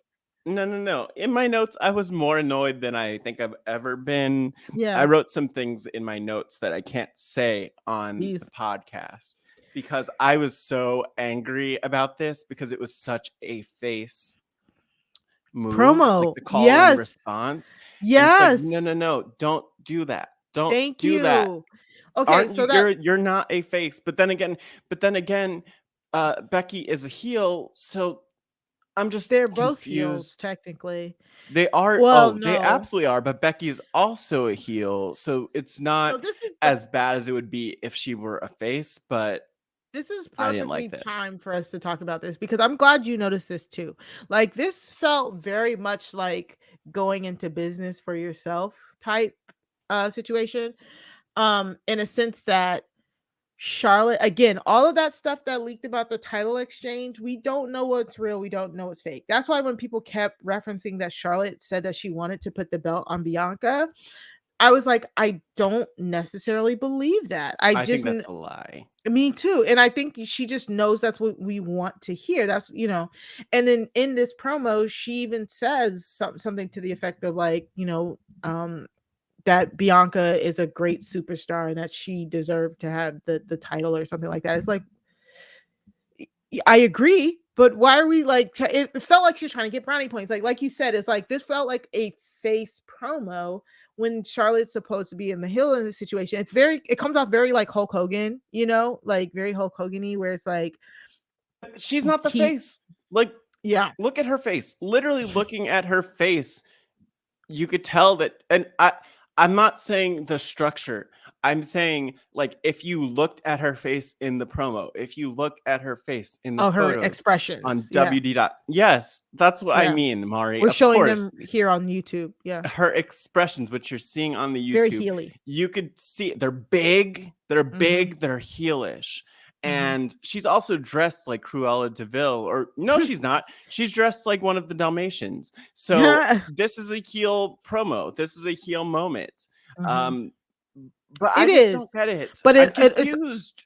it's a heel moment, but she also still wants like the crowd to like her. So it's like it's Does really she though? weird. It really is. While also saying stuff like I'm a star maker, when it's just patently false. Like it's just patently false. I Like mean, if any, like the who person has who she needs made to to add start? Star Maker to their like list of accomplishments is Bailey. Like Bailey Yes. needs to put that right after the role model. You know what I'm saying? Yeah. Then Sasha, then Becky, then Charlotte. Charlotte is like the bottom of the Star Makers, but she does have a point. Becky has been on that trajectory ever since her run as the man, that she has not been helping the talent as much as she did previously. So, The thing I hate, like, this is what actually made me angry in the promo, is the fact that she's doing the whole Becky uh-oh thing, which is mhm. so cute, you know, and the fans love to do it, go along with it. And she says, I don't know how she phrased it, but basically, Becky uh-oh came back too soon from maternity Yes, from leave. maternity And that's where leave. I got angry, because I'm like, Dog. what are you, Keep going. that do, that's not okay. Like, I would, yeah. Yeah. you need to Pissed. not do Triggered. that or say that, or like get the fans to cheer along to that, which is really the thing that made me angry. I'm like, I'm over these fans. We need to get out. I think they were in Virginia, They're in but we could go Norfolk. anywhere else. Yeah, we should Come not up be to telling DC. women Come up to DC we should not be and telling maybe. women what to do with their bodies after they've given birth to full-blown Yeah, human but like beings. as a like it with a Eh, face kind of tilt to it. tactic of the Yeah. interaction, Mhm. that wasn't cool. That was just very annoying. And you know what? Who cares if it was a work or a shoot a couple weeks ago? To Yeah. me, I mean, I wouldn't like N Charlotte. None of this makes me want to watch this match. Like, I don't care. Like, I've never really cared about Becky versus Charlotte matches personally. Like, they just never they don't do it for me. No. Um, Yeah, I think that like it's just uncomfortable. It's just very uncomfortable. And the match will be uncomfortable to watch because I'm sure people love the drama heading into it, and I'm sure yeah, that that's they what don't they hate want. each Yeah. other as much as it might seem or be Seem set like it. up. Yeah. Like, they're professionals. Like, the thing is, you know, they're not going to Exactly. kill each other or hurt each other on purpose, right? And so they'll make it work. But yeah, it's very difficult to watch all of this. And then you have Tony Storm who comes out, Yes. Yeah. Tony and Storm comes out. Mhm. yeah, and I mean, I don't really know. I was kind of caught off guard by that. I don't know why. Me too. It's just weird timing. Before It is. Survivor Series, we're just like, we did have the Shotzi moment a couple weeks ago. Well, I should say, we had the Sasha moment where Sasha came out a couple weeks ago. Then we Mhm. had Shotzi follow and come out after that. And then now we have Tony Storm coming out. So are they just rolling out everybody that Well, could potentially I challenge? would say that they're doing a really good job of showing the SmackDown Women's roster. Like, I really love that 3-on-3 match. I thought it was really great. And Yeah. I think finally having Tony Storm on SmackDown, finally, and people have been like begging to see her for months now, is a great tactic and a great move. But my guess is they're moving away from Sasha versus Charlotte. Yeah. Um, which is fine with me. We don't need that again. We don't need that. Not now. Yeah. So, but unfortunately, that means Tony is the one who's the sacrificial lamb because, again, Charlotte, you fooled me once. Shame on me. Fooled me twice. Whatever that saying is. She fooled me with that Rhea storyline. I That, really yeah. think they could have catapulted Rhea to the heavens after that feud, and it did not. It did not happen. So, um, Tony is next up for the shopping block, I guess. So Chopping block. we'll Oh, see. well, I mean, hopefully not the chopping block. We shall see. But I like the fire. I'm glad she's on our screens. Of course, Charlotte runs from Totally. the challenge. We did get a fiery promo from Tony afterwards, talking about how she's going to prove herself. Typical babyface Hmm. stuff. So we'll see what they do with the SmackDown Women's division after. I think it's good that they're building Sasha versus Shotzi because Yes. I'm here for that. Um, I Can't wait to see what they do with Aaliyah. The Sonya and Naomi stuff is the best thing going for me right now. Mhm. Um, and I eventually want Shayna in the title picture too, but I think it's a good sign that it's not happening now because unfortunately, I don't see Charlotte losing that title for a while. So I have a question about that though, because do you think, sometimes like the dirt sheets will talk about what the networks want, and like obviously the networks, I'm sure, would want Becky on the different brands. They want Becky prominently featured. It makes sense, especially with her return. Do you think that they're really into Charlotte in a similar way? Like, ooh, we want Charlotte featured. We want Charlotte as the champion. We want Charlotte as the main one on the show, because I guess Charlotte's like I don't know. To a be big quite deal. honest, I don't know because I mean, if I was you when she was on USA, on Raw this earlier this week, it made sense you would want the belt on her because again, the next Asuka has been healing and out. Rhea is technically not a superstar yet, and she will never be the way they keep booking her. And that women's division, we talked about it so much, like the Raw women's division was truly lacking. So in that regard, yeah, you want Charlotte to be the face of your brand. Becky comes back, USA prominently wanted Becky, we know that. And we said it a few weeks ago that rumors were they really wanted Bianca because of her work with like the Olympics and stuff like that. Mhm. Now we know for a fact that Fox like refuses to give up Sasha, like refuses. Um and we don't know where Bailey stands when it comes to that as well. Like it's just not. I haven't heard anything Yeah. about that as well. But she did helm the brand along with Sasha for a good year. So Charlotte, um, holding the title on Fox. I mean, she does have that name recognition, so I don't think Fox is upset. And they still have Fair. Yeah. Sasha, and they still have Roman. That's the biggest thing. Fox still has Roman as well. So Yeah. I don't think the corporations care too much. I think that they've all gotten what they wanted in the each respective like men's divisions and women's divisions. So I think this is purely Charlotte holding the belt right now is purely on creative. That's what that I say all that to say that. I think this is a creative choice here. Well, you said it. Yeah. Yeah. Okay. So I'm looking at this. Yeah. Moving on from Charlotte. moving on. Yes. It is, I will just say the thing that's on my mind, which is that it is unfortunate that there's not someone as champion who could help elevate other stars Exactly. along the way. Like, look at where Nikki ASH is. Look at where Rhea Ripley is. Look at, the list goes on. So Yeah. that's Exactly. it. And that's the thing, like, and I've kind of been wanting to say this, but it's very Rock Triple H era style booking because like Rock puts over Goldberg, right? Mhm. Sasha and Bailey do everything in their power to make Bianca a super mega star, and she is. Amazing. Yeah. And then Triple H goes over on Goldberg. Becky and Charlotte go over on Bianca both twice in like a span of a month. They use the star that they built to get them both the heat to where they're at now. Yeah. Very annoying.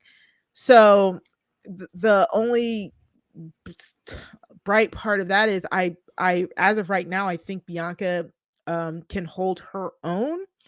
It doesn't seem like her popularity has dipped since she's been losing. Again, I've expressed I didn't like her losing as much as she did during that weird awkward brand split part where the brands were after the draft. But so far going into we'll talk about it, but I think she's been doing good or whatever. We So will. it's just unfortunate to see. You're right. Like I can't take right now. I can't take the champion serious as to making stars. You know. So Yep. when you have it like legit, Becky had only lost like once, like or even if it was as like disqualification. I can't remember when her and Sasha, did she lose to Sasha? Yeah, she lost to Sasha. That was the first time she had been pinned in 2 years or something like that. So like Anyways, Whatever. It's yeah, cool. It's yes. fine. So we will finish talking about Survivor Series in WWE in a minute. But until then, let's move on. Let's move on. All right. So our next highlights are for AEW. Whoop, whoop, whoop. Full Whoop, Gear will whoop, be whoop. happening today. So we're not going to do full predictions because unfortunately we weren't able to record earlier to do like a predictions podcast for them. No. So by the time you hear this, more than likely Full Gear will be over. So we're just going to give our thoughts on I'm going to read out the card, and then Yes. we're going to give our thoughts on like some of our favorite matches that we're looking forward to seeing tonight or you know. Mm-hmm. So of course, we have for the AEW World Championship, we have Kenny Omega, who's the current champ, versus Hangman Adam Page. Yeah. We have the AEW Women's Championship match, Dr. Britt Baker DMD, the current champion, DMD. versus Ty Conti. We Yeah. have a World Championship Eliminator Tournament final between Brian Danielson versus Miro. So whoever Yes. wins this Yes. Yes. will be the number one contender to the belt. We then get CM Punk versus Eddie Kingston in a very heated feud here. Mm-hmm. We will also get the Inner Circle, Chris Jericho, Jake Hager, Sammy Guevara, Santana, and Ortiz versus Mm-hmm. the Men of the Year, Ethan Page and Scorpio Sky, with the American Top Team, Junior Dos Yeah. Santos, Andre Arlovsky, and the head of American Top Team, the mouthpiece, if you will, Dan Lambert. Mm-hmm. Um, we will also get the AEW Tag Team Championship match between the Lucha Brothers, who are current champs, versus FTR. Is FTR still the AAA champions? Let me tell you. Yes, because Ugh. the thing is it's been so interesting though, because I don't think that I know that last week they were. Yes, because they used the belts against Yeah, Cody. they are Yeah. still the AAA World Tag Team Champions. That is Exactly, that's what so happens. They use the belts against them. annoying. Um, you know, Okay. that's it. Um, yeah, and then Pac and Cody Rhodes with Arn Bastard Anderson. Pac. Yeah. Versus Malachi Black and Andre El Idolo. And they have Jose the assistant with them. We then have Darby Allin versus MJF and Christian Cage and Jurassic Express versus the Super Click, which is Adam Cole and the Young Bucks. So, few things I definitely want Few. to talk about, just a Yes. few. Mm-hmm. We'll keep it brief because again, you'll probably have already watched the show and we don't want to sound too stupid on No. the podcast. Not too. We're okay with like a decent level of stupid. You Just a know us. decent. You know Yeah. us. If you're at this point in the episode, unless you just skip to this point, then you don't know it. But if you've heard this episode or any others, you know that's us. So Yes. So I of course I've been saying it, every time we talk about AEW, I am very much excited about Kenny Omega versus Hangman Adam Page. Again, I yes. understand Kenny Omega is a great wrestler. I understand that. I have not been interested in a lot of his feuds. That's just me. That is okay to say. This is the Ooh, one feud that I have drag been her. waiting for 2 years. I Remember, mean, that's the thing, Mari. that is the thing. That is the That's the thing. popular. I think what you're saying is probably the Yes. popular opinion. I would I assume did not because say it was an unpopular opinion. I just said it was no, my opinion. it is her opinion, Yes, but keep I going. and I agree. I mean, that's the thing. Like we are, the way that AEW books things versus the way that other companies that I don't need to name book things is just different. So Yeah. we've been waiting since like pre-pandemic for Hangman. I think JR says Hangman, so I'm gonna say Hangman Adam Page. We've been waiting for this. Like Yes. I have a note that Page was the first Casino Battle Royal winner, which feels like that was Jeez. ages ago. Forever ago. And they kind of have like I held back forgot. on pulling the trigger on him. Yeah. Obviously, he was out for All Out this year because of pregnancy related reasons. Mhm. And, like, I think this is his moment, I I'm so assume, excited. the crowning Yes. moment. I hope And they there's pull so the much trigger. and they're already setting up other things around him, like other people who he could feud with. We have this other match that's happening with Miro and Daniel Daniel Bryan. Brian Danielson, Oh, sorry who's guys. Brian Danielson, my bad. no, I Brian don't. Danielson. Did you mess that up? I can't remember. I just messed that up. I think yeah, we both. Brian Danielson. Daniel Bryanson and Brian Danielson are both great wrestlers, but I Mhm. like Brian Danielson more. And so we're gonna Very much. see like that person take on the winner, and I think I'd really love to see Miro versus Adam Page next. That could be cool, Um, yeah. yeah, that could be cool. But was that the entire card, Mari? Yeah, that's all I had. Wow, that sounds Yeah. about right. Yeah. Yeah. So, yeah, I will talk a little bit more about the AEW Women's Championship match a little bit later, but Britt versus Ty. Um, again, that eliminator tournament match, like Brian Danielson, I like the way his promos have been in AEW. It's just been Yeah. such a quiet confidence, just the like I'm going out there to prove myself.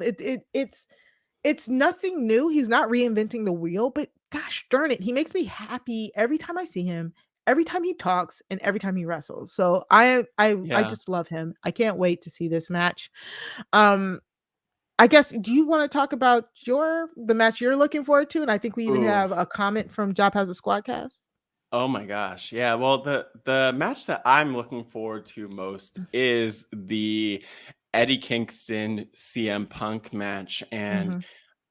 I mean, I think I'd be looking forward to that anyway. I'm really fascinated by Eddie Kingston's run in this company just because it does feel so improbable. Like the day that he popped up, I think it was in the match with Cody in an invitational. I don't Mhm. remember if that was earlier this year, if that was No, last it's year. been a minute. What's Yeah. time? Yeah, that's Yeah. probably early last year. Who remembers Who anyway? But remembers? like the fact that he's still Seriously. around is so powerful. And then the real story behind all of that is like, that he was just in such a difficult place. Like he was wrestling to make money and stay alive, basically. And now he's Mm. back in love with wrestling. And the fact that like it's taken this long for Eddie Kingston to be like at the level that he's at is amazing. Mhm. That man cuts promos like none other. The fact that he Mhm. could make um CM Punk kind of look like I mean, I'm not saying Yeah. this was intentional, but like make Punk look like a chump on the mic Yeah. was pretty impressive. And I just want to see how this match goes because there was a lot Me of too. fire between them. But I don't know. It seems to me like Punk might be working a little bit more heel here, Yep.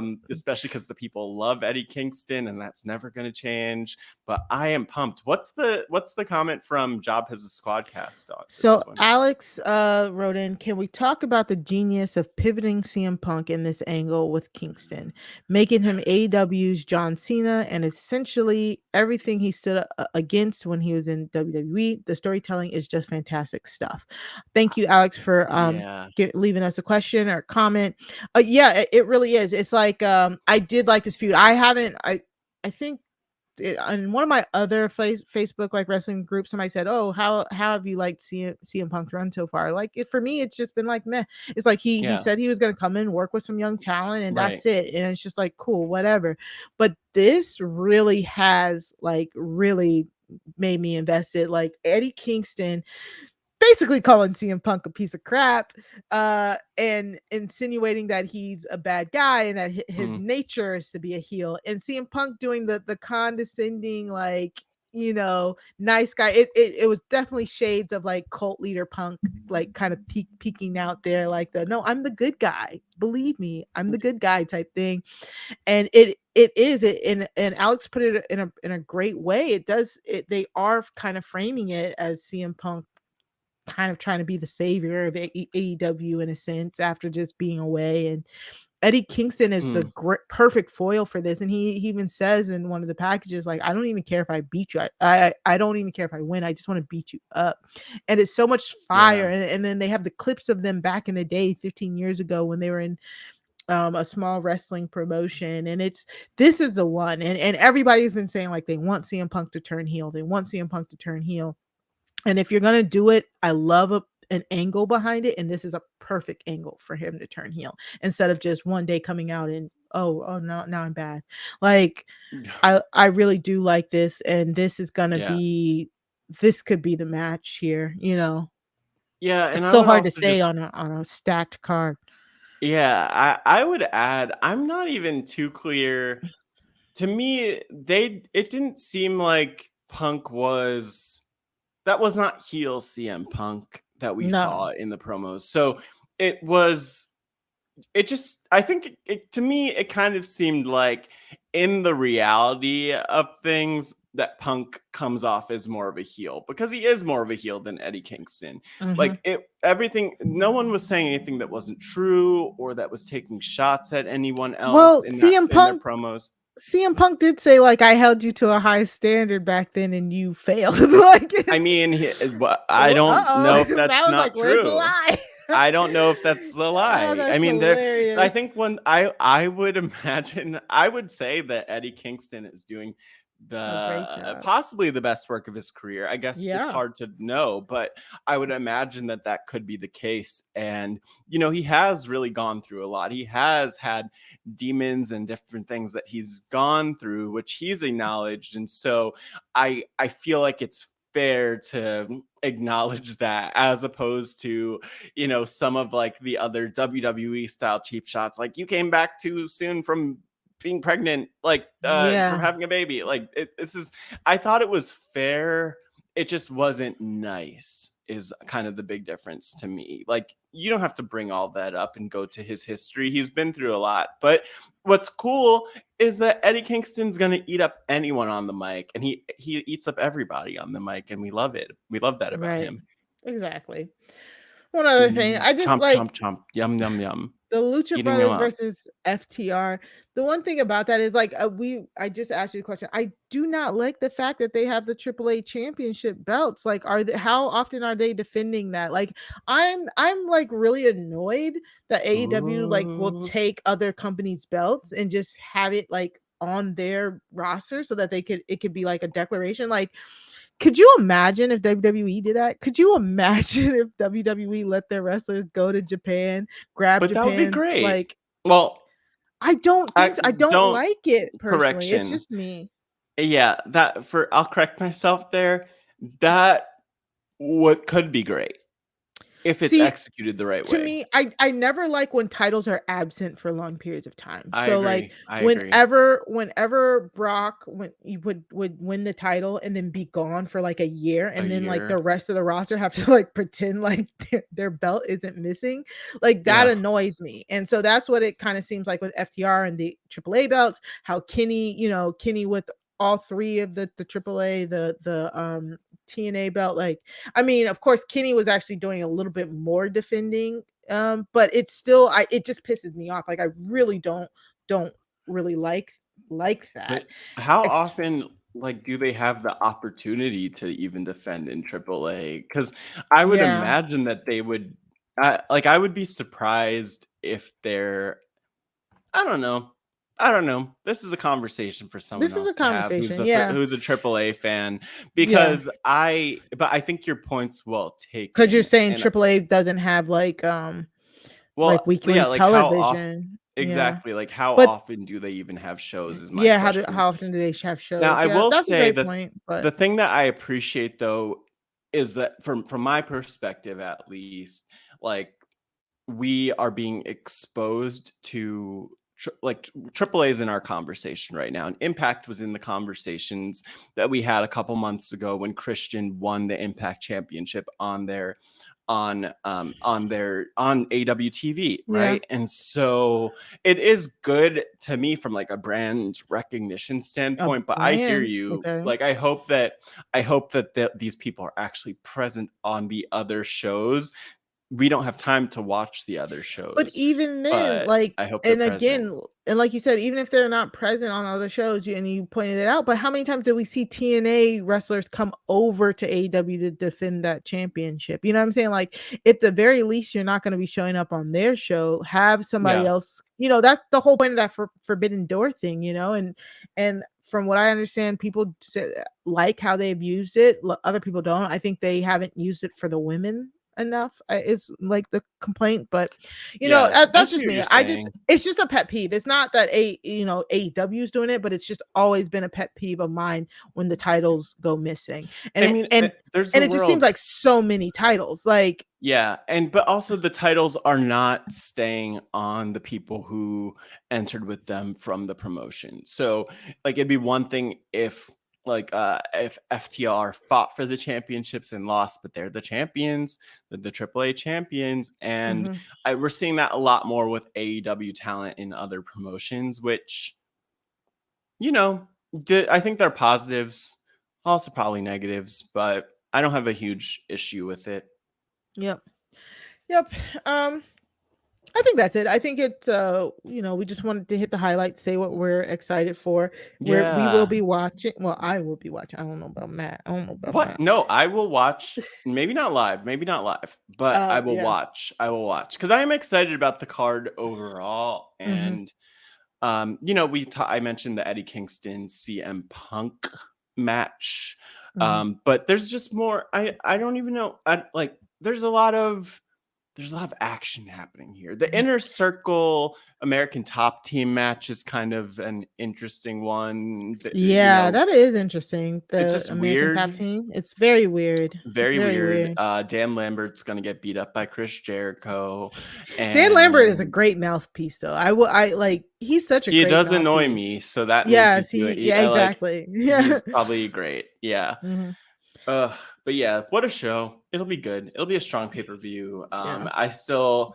I wonder if it will surpass All Out for me. I need to go back and watch All Out again because that to me is probably still the best show of the year, possibly. But Mhm. maybe this will surpass it and should be a great one to Sucks watch. that they only have like one women's I think they'll have match. another They women's. I have think there's another on women's a match. pre-show. Yeah, it's Yeah, not a I think big it's Nyla Rose and Jamie Hayter um, versus Thunder Thunder Rose Rosa and and off the top of my yeah, head, that's off the top of my head. And oh, Sheeta. Sheeta. Mhm. There we go. Yeah. There we go. What a match. All right. Okay, so that's it for AEW. Again, all of the highlights we talked about can be found in the show notes below. Let's just slide right in here into into Raw. Slide into Raw. Um Up, up, up. no, I said I'm just playing. Raw was really good. This whole I've noticed a lot with AEW. AEW is doing it. Raw and NXT have been doing it a lot, interweaving your stories. Like Yeah. AEW interwove like the FTR and Lucha Brothers story with the Cody and Malachi Black Right. That versus that Pac and works.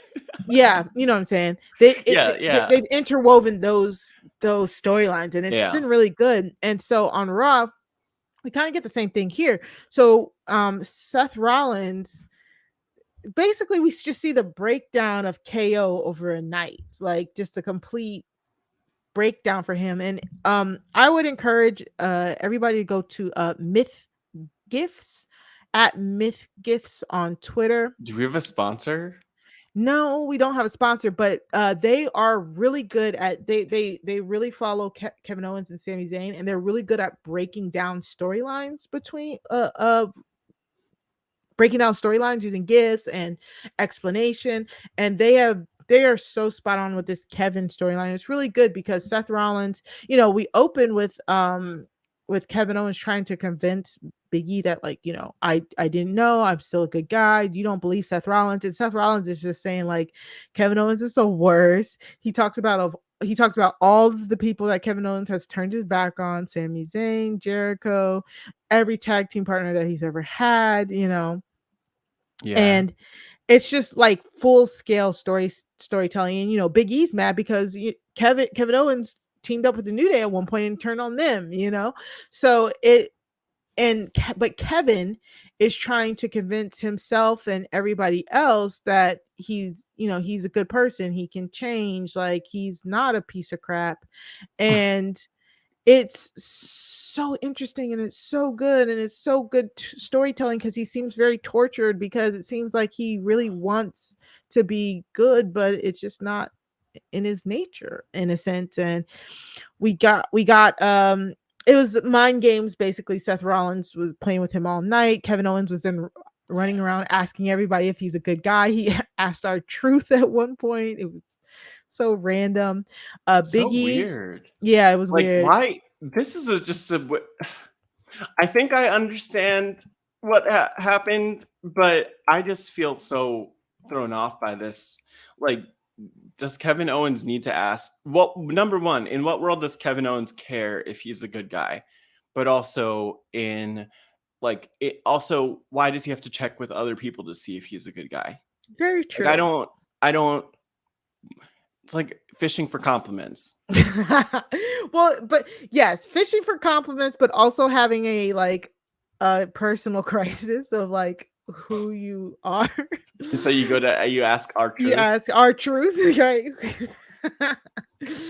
But Biggie also had a match with Chad Gable, which, Jesus, Chad Gable, I don't know if you know, he got like ripped. Like Chad Gable is ripped now. Is that how he managed to?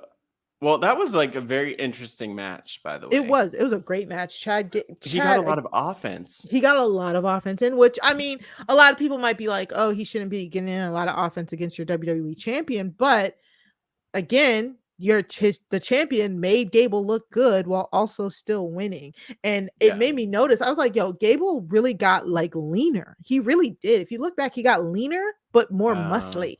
Very muscly. Leaner but more muscly. Yeah. Now, I didn't really appreciate that about him. Maybe because like it's been a gradual progression. Yeah. This Because man remember, is a thick. He did get kind of thick.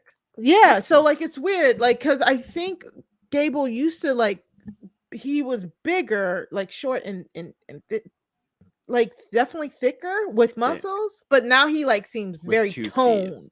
Yeah, like, Yeah. yeah, like he trimmed it, like he wasn't fat. I'm not saying that, but No. he No. trimmed up. Yeah. All muscle, it Interesting. seems like. He's all All muscle. muscle. And you know what?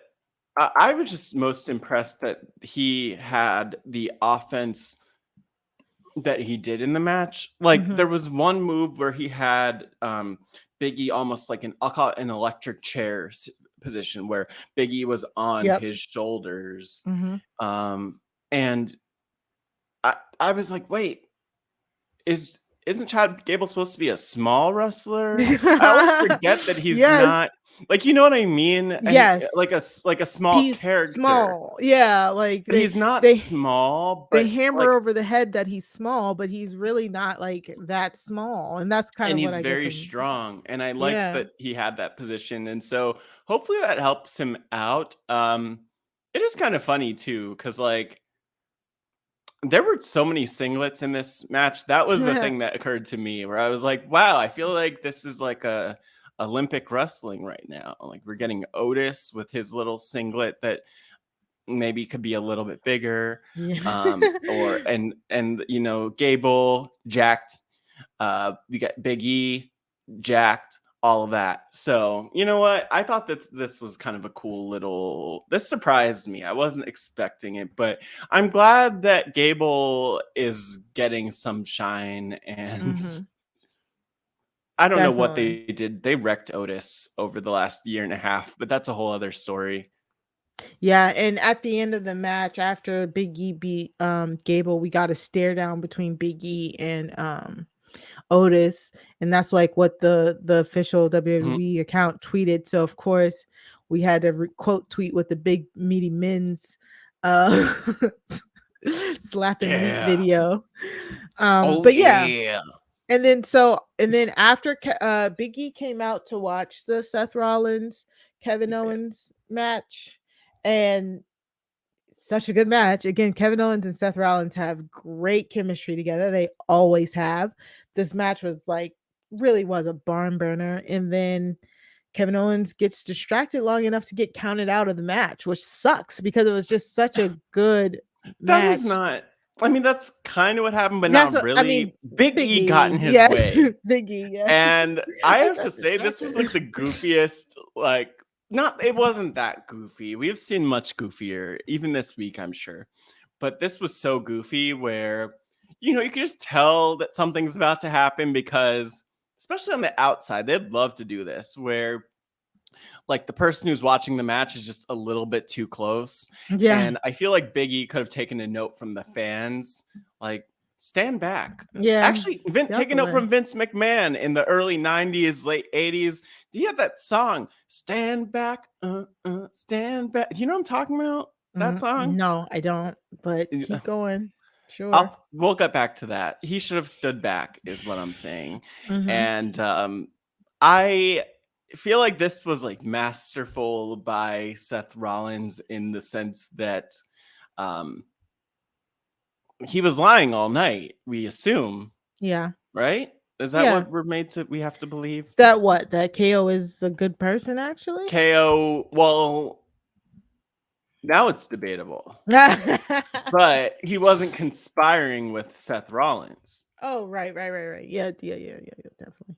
Yeah. But yeah, the I fact that mean, we kind of get to that point that like he just snapped finally was really interesting. yeah, yeah. I mean, like he snapped. He then had a promo after Raw, and it's just like it. I love it because it's still tortured. It still feels like, why am I doing this? But this is what I have to do. You know what I'm saying? So Yeah. like, I loved it. I love KO, and I'm gonna be really sad if like he really does end up, leaving after his contract or whatever the deal might be. Um, but I am looking forward to see wherever he goes because I when he first debuted in WWE, I went back and watched his clips of him like when he was Kevin Steen and it was Yeah. Kill Steen Kill and all of his Yeah. like really brutal matches. Them joints was brutal. So and he has from what I understand, he has a pretty good relationship with the Young Bucks. So A lot if of he ends people, I think he probably he yeah. because he was such an indie mainstay for so long. Yes. I'm kind of on the opposite end of you with someone like him. I mean, if he would want to leave, Oh I yeah. would love that for him.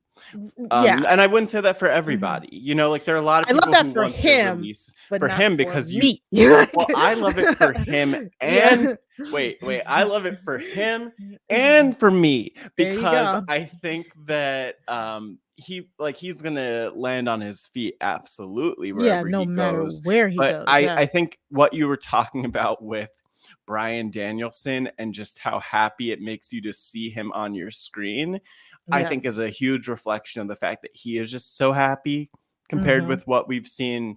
Not only from him, but just from a lot of people. And so I'm kind of the mind of like, if you could make a career somewhere else, Do good, it. go do it and be happier. Please do what you can. It's a rough time to be in WWE, I would imagine, especially with different releases and your friends being let go. And so sometimes it's nice to have more control of over your career. And I think that if it's time for him, even though we've had rumors of him leaving for years, Years. if it's time, well, we'll see it. But it sounds like he's going to be around.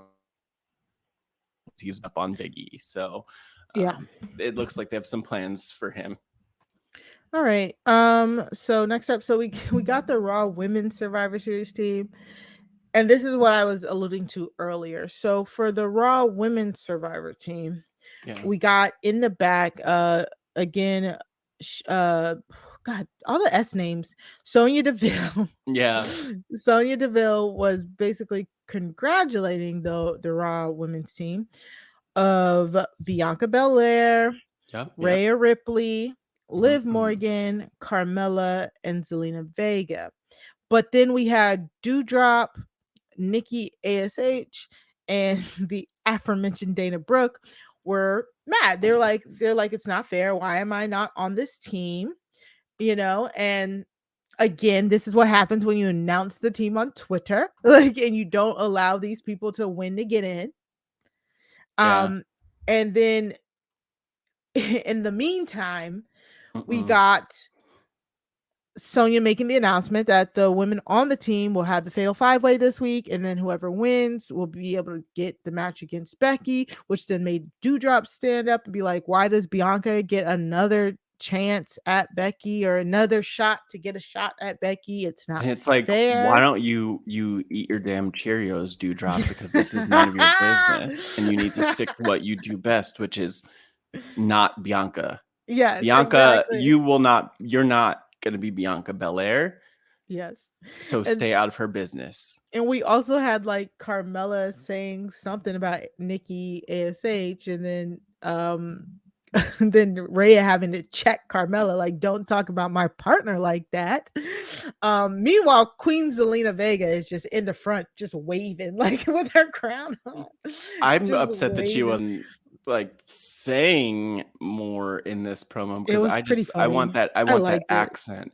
I want that Brooklyn accent mixed with that British accent, the back and Oh forth. God, no. Brilliant. I love it. That's my favorite thing. That's my favorite thing. I could listen to that all. Ooh, I Just could. the switches back and I'm just forth. picturing like sleep sounds. Like sometimes, you want to listen to an ocean. Sometimes you want to listen to a river. I'm so Sometimes you want to done. listen to like raindrops. I want to listen to Zelina's voice, and that could put me to sleep. And I Her mean that in voice the best trying way possible. It's very smooth. It's really smooth. hard for that Think accent. about it. It's smooth. Think about it. Think about it. I'm You hear it in the back of your head, right? Like the I'm Brooklyn accent, so but also done. the British accent. The two accents that fight each other the most, it seems like. It's great. Like I actually am just happy they have something for her is really what it is because Ugh, she's so talented so and hilarious. has definitely been overlooked a Ugh, lot until now, basically. So yeah. So let me we have that. we get this match, the Fatal 5-Way, which honestly, like, the Raw Women's team looks stacked, yo. Like, that's such a good team. Um, but But is it a good? team? It's weird. Is it a good What do you mean? team? Like a team? Probably Is it a not. good team though? It's a lot of good individuals. Individuals, yes. And But I will mhm, say the thing that, like, to your point, the thing that I actually appreciate about this team that for me makes it a really solid team is like, look who's on the team. Rhea Ripley, you yep, get Liv Morgan, mhm, you get Zelina Vega, you get Bianca Belair, Carmella, a lot of people who are not like who were not the featured players a year ago. Zelina wasn't even in the company as of probably like today a year ago because that's when she was released and then came back. Bianca not featured. Rhea not really on the main roster well, truly they yet. weren't, Bianca was on Survivor Series last year, No, but but she wasn't like she mhm, wasn't I know what featured you in the meant. way that she went on to be, To be right? yeah, She was on the Glow Up, which was cool. yeah, Again, you referenced the Bailey feud and that mhm. was kind of bubbling up around starting to So bubble up that around started at Survivor Series, around this yep, time. mhm, So I just liked that it was a mix of people who were like either fairly new or not featured, and then you had Carmella, who's been around and been featured for a couple of years, but like and not at that legend level, like the Horsewomen. So this and was a little interesting. they all ended up being, heavily featured this year, Yeah, earlier this year, so, yeah, exactly. and then they had Becky on they had Becky on commentary, which was, like, okay. Becky is Nobody wonderful asked on for that. commentary, but I Yeah, really wanted to watch the match, to be quite honest, but Becky yeah. did a great job of putting the other women over while consistently saying Liv Morgan does absolutely nothing. So I kind of very much orchestrated who's gonna win that match. Like she said, Why? she at one Yeah. point she says there are a lot of like history makers in that match, and she starts to go on and list people's credentials, and then she said, except for Liv Morgan, like specifically. I mean, So yeah, so Bianca hits fair. the KOD on Zelina, which talk about having something on a loop. put that on a loop. Put Bianca KODing Zelina Vega on a loop, because Zelina, I swear, is the only one who really takes that move You have really, said really this well. before. I You have have. said this I before. have. And I Hmm. love it. So, and then as she was pinning Zelina, Dewdrop comes out and hating, just hating. Yeah, Dewdrop. I mean, why are you like this? Actually, look, I I'm happy with anything to happen. Like anything can happen in kayfabe, and I think we'd be okay with it. Yeah. Why is Dewdrop mad now? Like, Yeah, yeah. So like, right, is she a heel now? But I love it. I do like it. I like this. Like, man, Bianca's had too many turns, and because so you attack Bianca because you're yeah, mad because you that she's mad, had you opportunities mad, because exactly. she's given herself those Because opportunities. she's Dewdrop, it. She's the where's girl. Dewdrop? Get Dewdrop in this podcast right now. Call her up. She's I probably really not like doing this. anything. Call her up. Dang, the shade. I mean, where's the lie? But anyways, Dewdrop interferes. I think what happened? Like Carmella tried to get Zelina, Yeah, like pin I Zelina, don't but even know if then we Liv did a yeah, roll I up or don't something.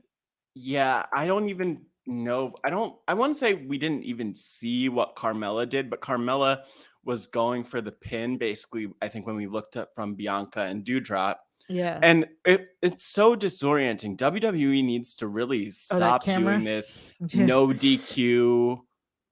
Oh, Like, what are there are no rules. Like, yeah, if we had yeah, I'm so glad we don't have a guest on this week yeah. because then we have to explain to them, It's a fatal well, 5-way, so there's no DQs. Yeah. yeah, but like, why not just get a steel chair and go to town? Hmm. Good point. I'm just saying, like, Very, very good I, point. I don't know who would have done that because we don't have any true heels other than like Zelina and Carmella on there. Yeah. But Yeah. I just don't like to me that it's like another thing that kind of just makes the wrestlers like dumb. Like, oh Yeah. yeah, we don't have rules. Just turn to a hardcore match. It's fine though. Who was it? I Scarlett liked all of Bordeaux. it. Liv Morgan ends Total up side note.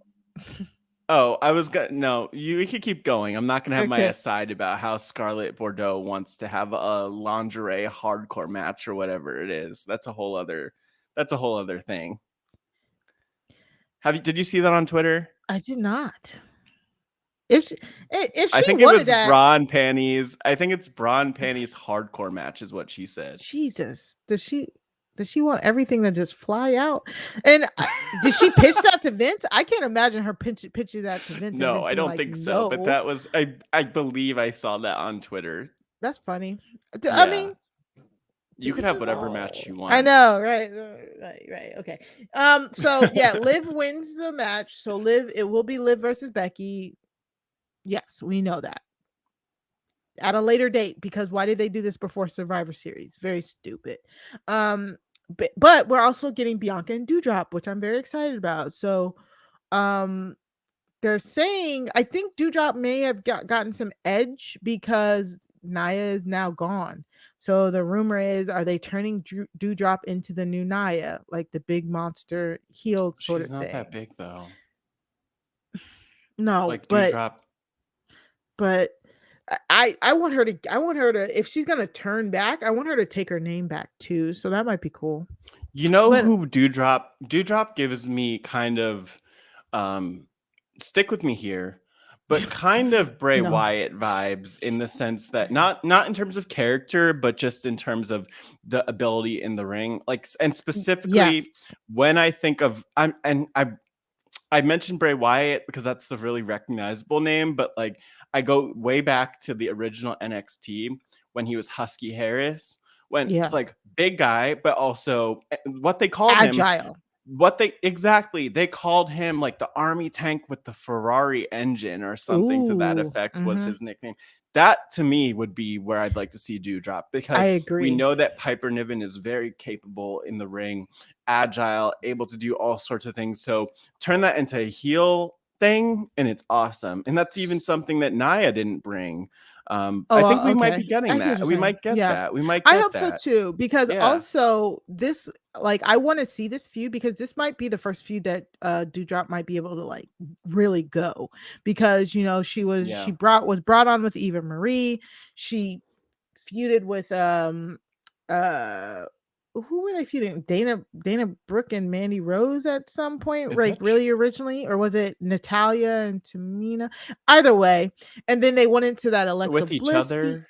yeah, that with each other, and then they went into that Yes. Alexa Bliss feud. Like With she's Lily. been dealing with women who are just not like literally size wise are just either or size wise with Alexa just smaller. Alexa just really is just smaller, and like talent wise, like Eva is nowhere near the Well, wrestling. okay, good. I'm glad you Yeah, said Eva. I'm yeah, glad yeah. you didn't call Eva, out my girl Dana.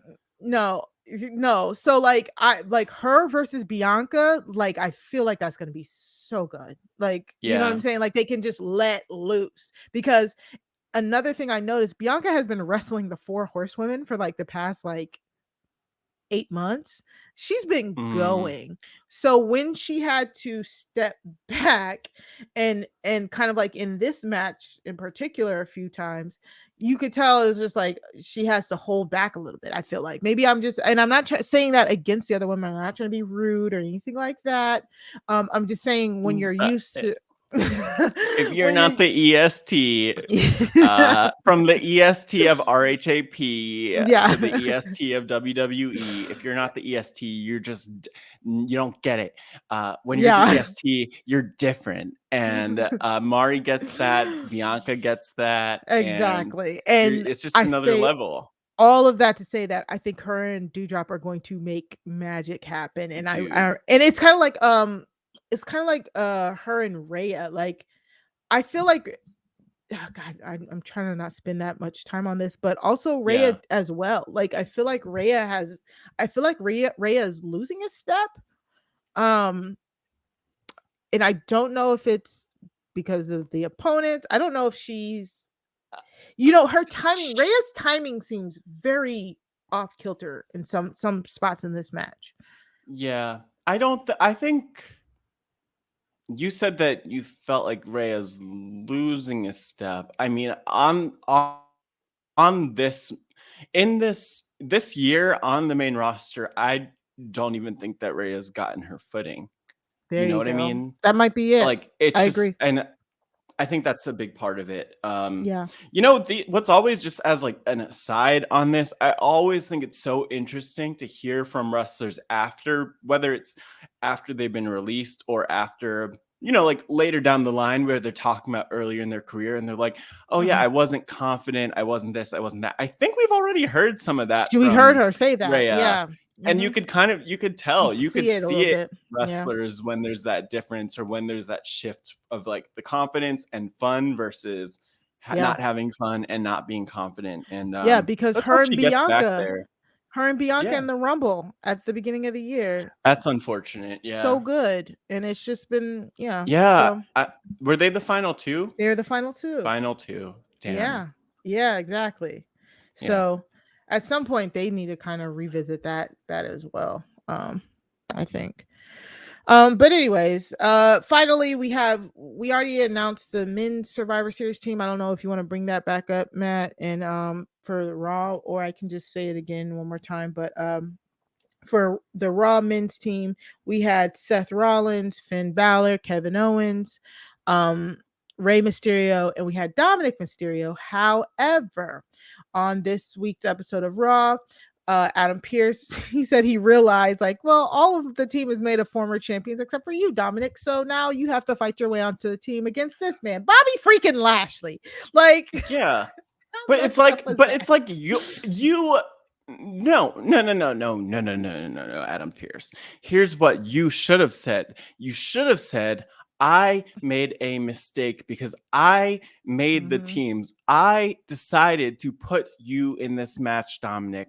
And I also decided to tell Bobby Lashley to stand behind the curtain to have an opportunity to be in this match, but I'm not going to tell you that you're going to fight Bobby Lashley until now. Right That this very second. until this second. So that wasn't fair. Ray obviously wasn't too happy about that after, But yeah,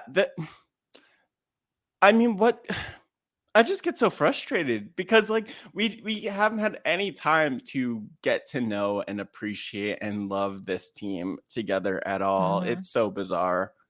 It really is. And by the way, the Raw team is a freaking mess. Like there's no way that this team is going to get along at all. Between Right. between Seth and KO and Ray and Lashley, Lashley. Yep. and then Finn Balor's just there twiddling his thumbs.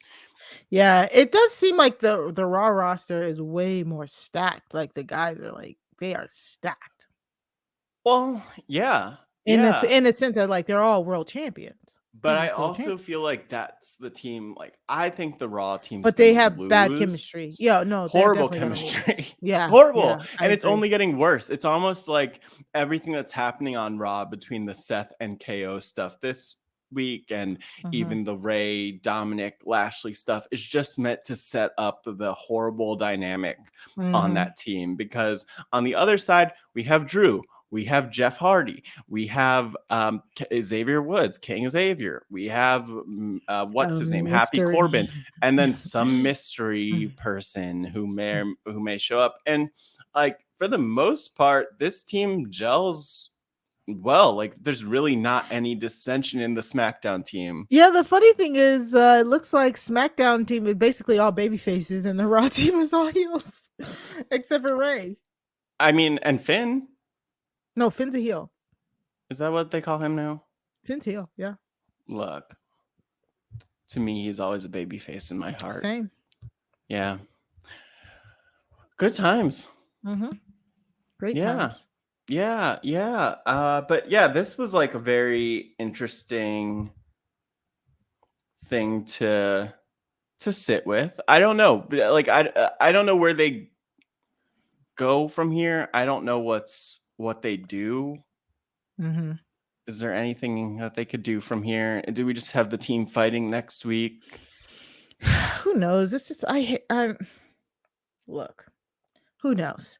The way that they've been setting up Survivor Series has been very very confusing. The good thing is though, we'll be there. Yay! The Wrestling Wrap Up will be at Survivor Series 2021 at the Barclays Center in Brooklyn, New York. We will, be repping RHAP. So if you see us, feel free to come up and say hi. Take some pictures. We will be taking over the RHAP Graham's Instagram that night as Mhm. well. Um, so uh just come and say hi. Like honestly, like will Yeah. be cool. Hopefully we can do some interviews with the audience when it's over. Yeah. That might be Yeah. fun. It's just Yeah. go to Love it. Instagram and follow at RHAPgrams so you can see all of the shenanigans that we get up to that night because we will be documenting it as best we can throughout Survivor series. So Yeah, we'll just be with all the New Yorkers doing the New Yorker things.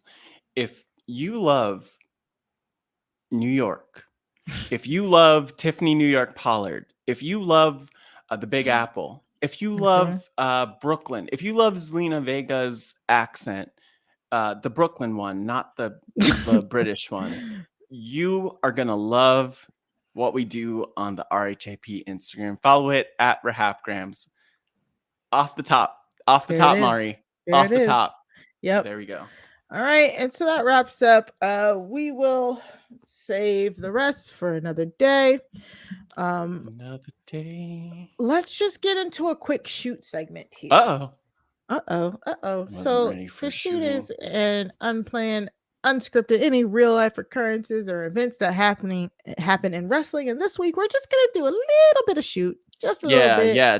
We're taping up our fists right now, getting ready to shoot on some people. Mari, what are we shooting on? Just a graze. We gotta talk about Tony Khan. I feel like we did a lot of praising AEW this week, and that's fine, and we will continue. But Sure. also, Tony Khan um decided that Mm-mm. he was asked about the Empower pay-per-view.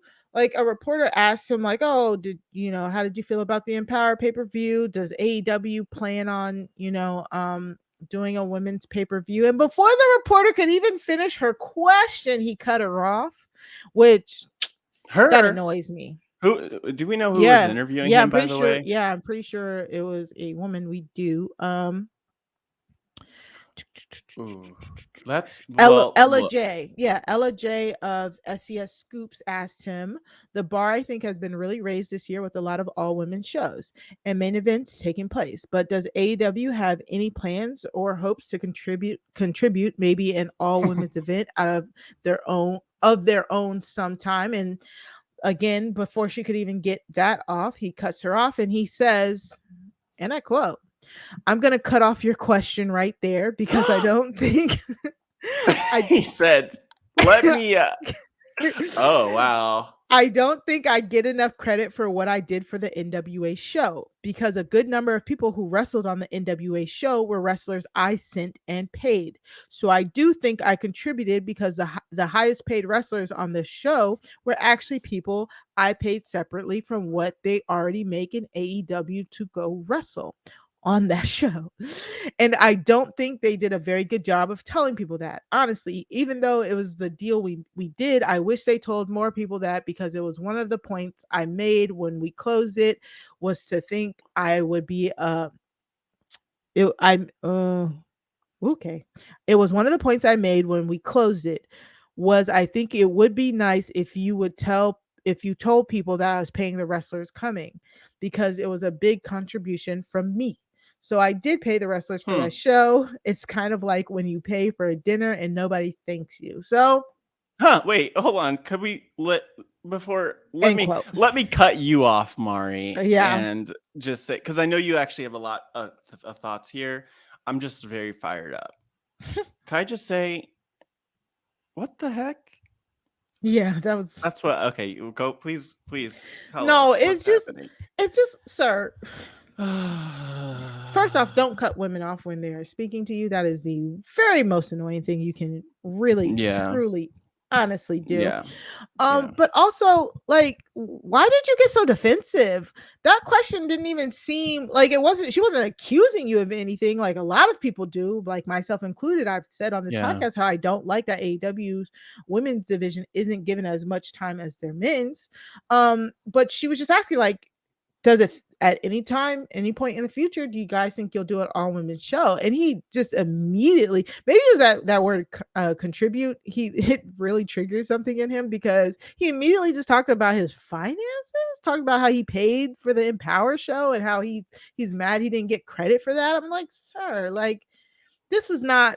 yeah. This is very tone deaf, as they point out in the Cage Side. I was reading that from the Cage Side Seats article. Um, but it's like that's not the answer. You know what I'm saying? That's just not the answer. You know, it just didn't. I don't know. I hated it. I hated every minute of that. I really didn't like it. I really didn't Y- like it. Like we're not yeah. asking about you throwing Uh, around your wallet. We're asking, do you appreciate and do you value women's wrestling? And if you do, can you show it more? And that seemed like he kind of sidestepped that question. yeah, But yeah. I'm I'm just so exhausted thinking about it because I think AW does really do a lot of amazing things, and mhm, they have their lane and they do great things. WWE has their lane and they do great things, but one like they have a few things that they don't do well, and one of them is just their diversity in general, but specifically their women's division is lacking insanely. And it's sad. I don't know. At first, I was fired up too. Like mhm. as you read that quote, I was fired up and just wanted to trash him. And now you're just And then now disappointed. I'm just really disappointed Yeah. about it because like who is going when ooh here it is, Mari. Here's the magic. Mhm. When are we gonna have the day in pro wrestling where we have a promoter who gets it? Who gets it, who has a women's division that is strong, that's not just the side act, but who Mhm. really has like women represented in a powerful way on a mainstream platform? When are we going to have a promoter who has diversity across the board represented on their shows? When are you going to have a promoter who elevates stars that are not mostly white people and white men specifically? Mhm. Um, that's the frustrating thing about AEW, because it's so new, it's so fresh. They had an opportunity to do something different and to kind of work out a lot of the kinks on, things that have been wrong in the wrestling business in the past, treating the women as special attraction and as a piece, as opposed to what it really should be. We should get to the point where women could be like a huge part of the show. And we've even seen and commented on WWE shows this year where almost half the card has been women's matches, regardless of Mhm. how much time has been given to those matches. We've seen that. So it's just frustrating. Yeah. And I guess the point I kind of come back to is like, should we even be surprised at this point? And again, it's like the more disappointment as opposed to anything else. Like we need better. We need better. We want better. And Tony Khan, come on. Yeah. And I think the biggest thing too is because the AEW women's division is not lacking. They're just not shown. Like they have Exactly. such a great division It's there only that getting better. yeah, that too. And so it's very annoying. So yeah, this was very, very tone deaf. But also But we gotta kind of yeah. talk about something else that might have been a little tone deaf as well. Um Uh-oh. Ruby Ruby Riot went on a podcast and was talking about they asked her about her versus Brit promo. And she Yeah. said that, all of that they came up with. They just said we're going to give you guys a mic, go back and forth and go at it. Nobody wrote that, which was a great promo from both of them. It was they were going back and forth. One of the interviewers pointed out that they kind of did the dozens on each other. If you know what that means, you know. If you don't, sorry. But I don't. that's okay. Who Um doesn't who? Like eggs? like yeah, the dozens. You've never played the dozens as a kid? No, Mari. Mm. It's not fun. It's just You you're know going what? back and Let's forth and you're just going back and forth and making fun of each other. It's not Oh, fun, but it's a staple of the Black we probably community, called it something else in New Jersey. probably. But Ruby says to Brit, she a lot of people took that promo as shaming because Ruby did say you like she referenced like you're screwing some dude in the back. Like she says it in Yeah. the promo, and Yeah. it's not a good look. However, Yeah. um I went back and rewatched that promo because I remember people saying that back then, and this interview just came out like a day ago, and it brought up the same discourse on Twitter again. And I agree. I think the problem with that promo was it was so good because Ruby says like she wanted to go as low as possible because she knew Britt was going to go low about her being fired. And they keep going back and forth, and Britt saying you have to change your hair and get a new tattoo, and you say you're running but you just keep getting fired and stuff like that. And but the Ooh. thing is that Ruby said that, Britt is entitled. She's like, she said something else, and then she added oh, and you're sleeping with the guy in the back. Like, I think that's the most frustrating thing because the promo didn't even need that line. Yeah. It didn't need that very slut shamey Yeah. line, and it would have been a good promo without it. And she says, "Yeah, I got fired, but it's the best thing that ever happened because now I'm sitting here in front of you and we're about to have this moment." And it just wasn't it was kind of unnecessary. So I think that's the biggest reason why it was a letdown, especially coming from Ruby when all of us love Ruby, and by no means are we canceling Ruby, and I am definitely going to continue to root for Ruby. It was just a point where you like sometimes it's okay to criticize your faiths and just to say like just next time just think about like you don't need to add that because they were great. Unscripted Ruby unscripted is amazing. And I Yeah. admit I forgot because WWE completely underutilized her and she's great on the mic. So it's so good to see. And just if you took that line out, it's all would have still been great. Yeah. Yeah. Yeah. Yeah. When I watched this promo back just yesterday or the other day, like I guess the thing that comment stood out to me or those comments, because I feel like there were a couple that were just like not even below the belt. That's not the right way to refer to Yeah, it. that's not the right. I get what But you're it saying. was just like unnecessary. Like there was a comment in there, or it was implied that at some point that this is a thing that happens a lot, that women in the locker room are sleeping with Yes. men to get ahead, which it's like, Yes, exactly. is that even remotely true And especially right. anymore in today's Especially day and with age? yeah, Brit, like we've literally seen her claw her way, Yeah. up this ladder since And the her beginning and the thing is, Adam Cole has not he's been in AEW for all of 2 months, months. where she has Yeah. established herself as herself, independent of all of that, Right. over a much longer period of time. If anything, he has to benefit from her glow and her shine, because she's been shining in AEW. And so but I don't think that's even a factor. I just think it's frustrating from that perspective, because it's not true. Like there's not truth to what they're saying in that sense. But also, to me, it didn't feel lazy. Lazy is not the word. This promo Yeah. and the execution It didn't was feel lazy. low-hanging fruit. It It was felt like low-hanging fruit. it felt almost formulaic, though, is kind of what I'm thinking, where it's like, ooh, what do people say in really good wrestling promos? What do women say that's really going to get people fired up and get this crowd fired up? And you don't have to work in people sleeping with people for it to be like that. Like if it was men cutting a promo, like obviously you wouldn't have a comment like that. And Mhm. I just think like that's the part that I felt was unfortunate, is that they said, ooh, let's work in this line because it's a good line and it's going to pop the crowd. And like it wasn't That great. exactly. That's what I'm saying. Not It just great. seemed it just felt like low-hanging fruit. Is like it was easy. It was easy. It wasn't lazy, it was easy. Yeah, it So, was easy. It was yeah, easy, and it was, well, like, again, I can't stress enough, the execution and the fire execution of was it was great. great. Yeah. Like, oh wow, Ruby's a strong promo, is kind of Yeah. what I walked away from it with. And I think that they traded blows back and forth, where it was really, Mhm. they both ended up looking good. but Yes, exactly.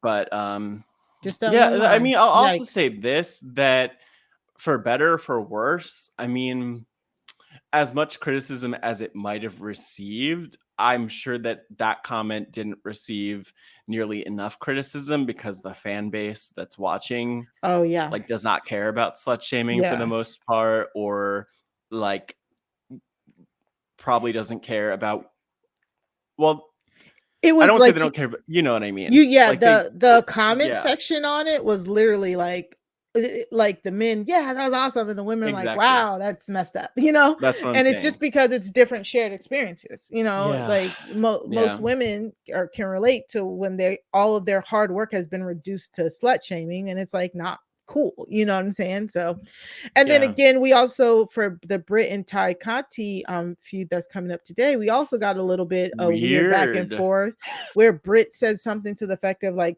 Ty just like showing off her ass, and it was very, very weird. Like, oh, Yeah, I'm I gonna mean, kick actually that the ass thing that that's you like showing off. It's like, yikes, what? yeah. And Yeah. and they The showed thing that's Ty's modeling strange. pictures, and Oh, yeah, they she was like, did. "Why are you so obsessed with with what I do with my body?" And it was weird. But We just need it's to get away weird. from it. I think it's weird, especially it puts the focus on the wrong thing.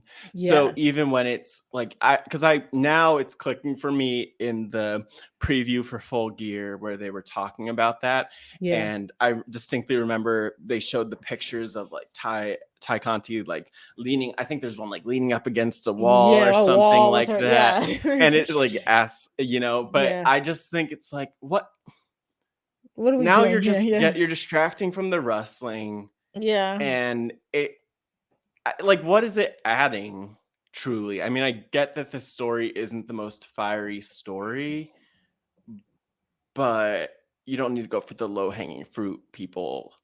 And Yeah. that's like, it has nothing to Yeah. Bobby. And Like, even again, Brit. are we seeing that with the male performers with the men. No. Yeah.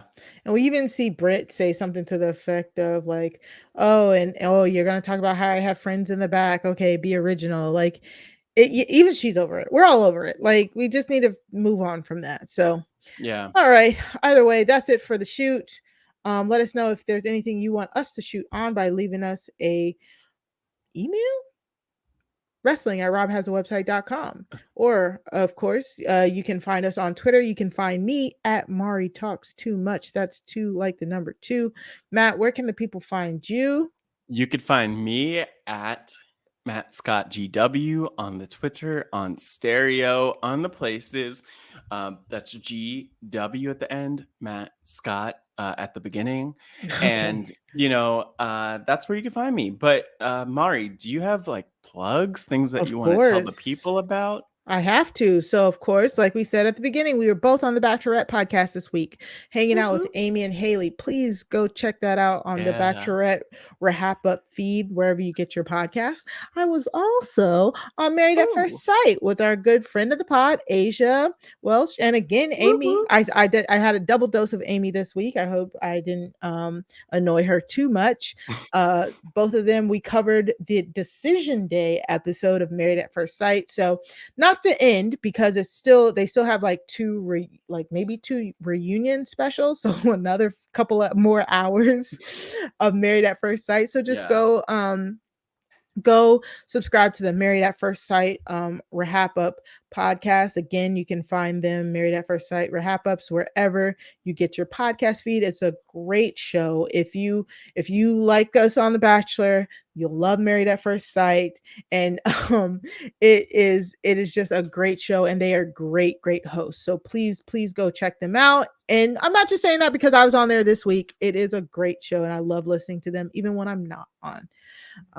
So other than that, Matt, you have any plugs, or can we take it Oh, out? the Bachelorette is the big plug. I can't. Yeah, That was so much fun to it do really was. and to be part of. So definitely check that out. Again, the Bella twins make an appearance, not featured, make an appearance. Singular, yeah, appearance. There's some. We always come through with the wrestling references wherever we go. So Yes. listen out for those. And then also, wild to believe that this was at the start of the week, but on Monday this week, I recorded the patron Survivor. Q&A with the Yeah. one, the only Rob Sesternino, and we talked about Survivor 41, and that's actually available, I believe, on the RHAP YouTube. So where you could see our beautiful faces right now is also, if you scroll back a little, where you could see the patron Q&A, which was a lot of fun. Probably there are always wrestling references and everywhere. So if you want to find the wrestling Easter eggs in RHAP, this is a good place to look. But I think those are the plugs. Oh, I'll also plug, just for anyone who's listening, who might be in Philly. I Oh will yeah. be at Bryce and Wen Presents next week. Last Mm-hmm. time it was in DC. Mari was there. I was Mm-hmm. there. A lot of our other RHAP friends were there, new and old alike. And yeah, I'm going to be going to that. And it's going to be a good little time. So if you're there, if you're going to be there, let me know you're going to be there. But if you're there, hit me up and say hi, because that'd be weird to know that you're there and not actually meet you in person. So those are my plugs. But Mari, back to you in the studio. All right, everyone. Thank you for joining us this week on the Wrestling RHAPup podcast. We will see you next week. And of course, watch out for any flying elbows. Bye.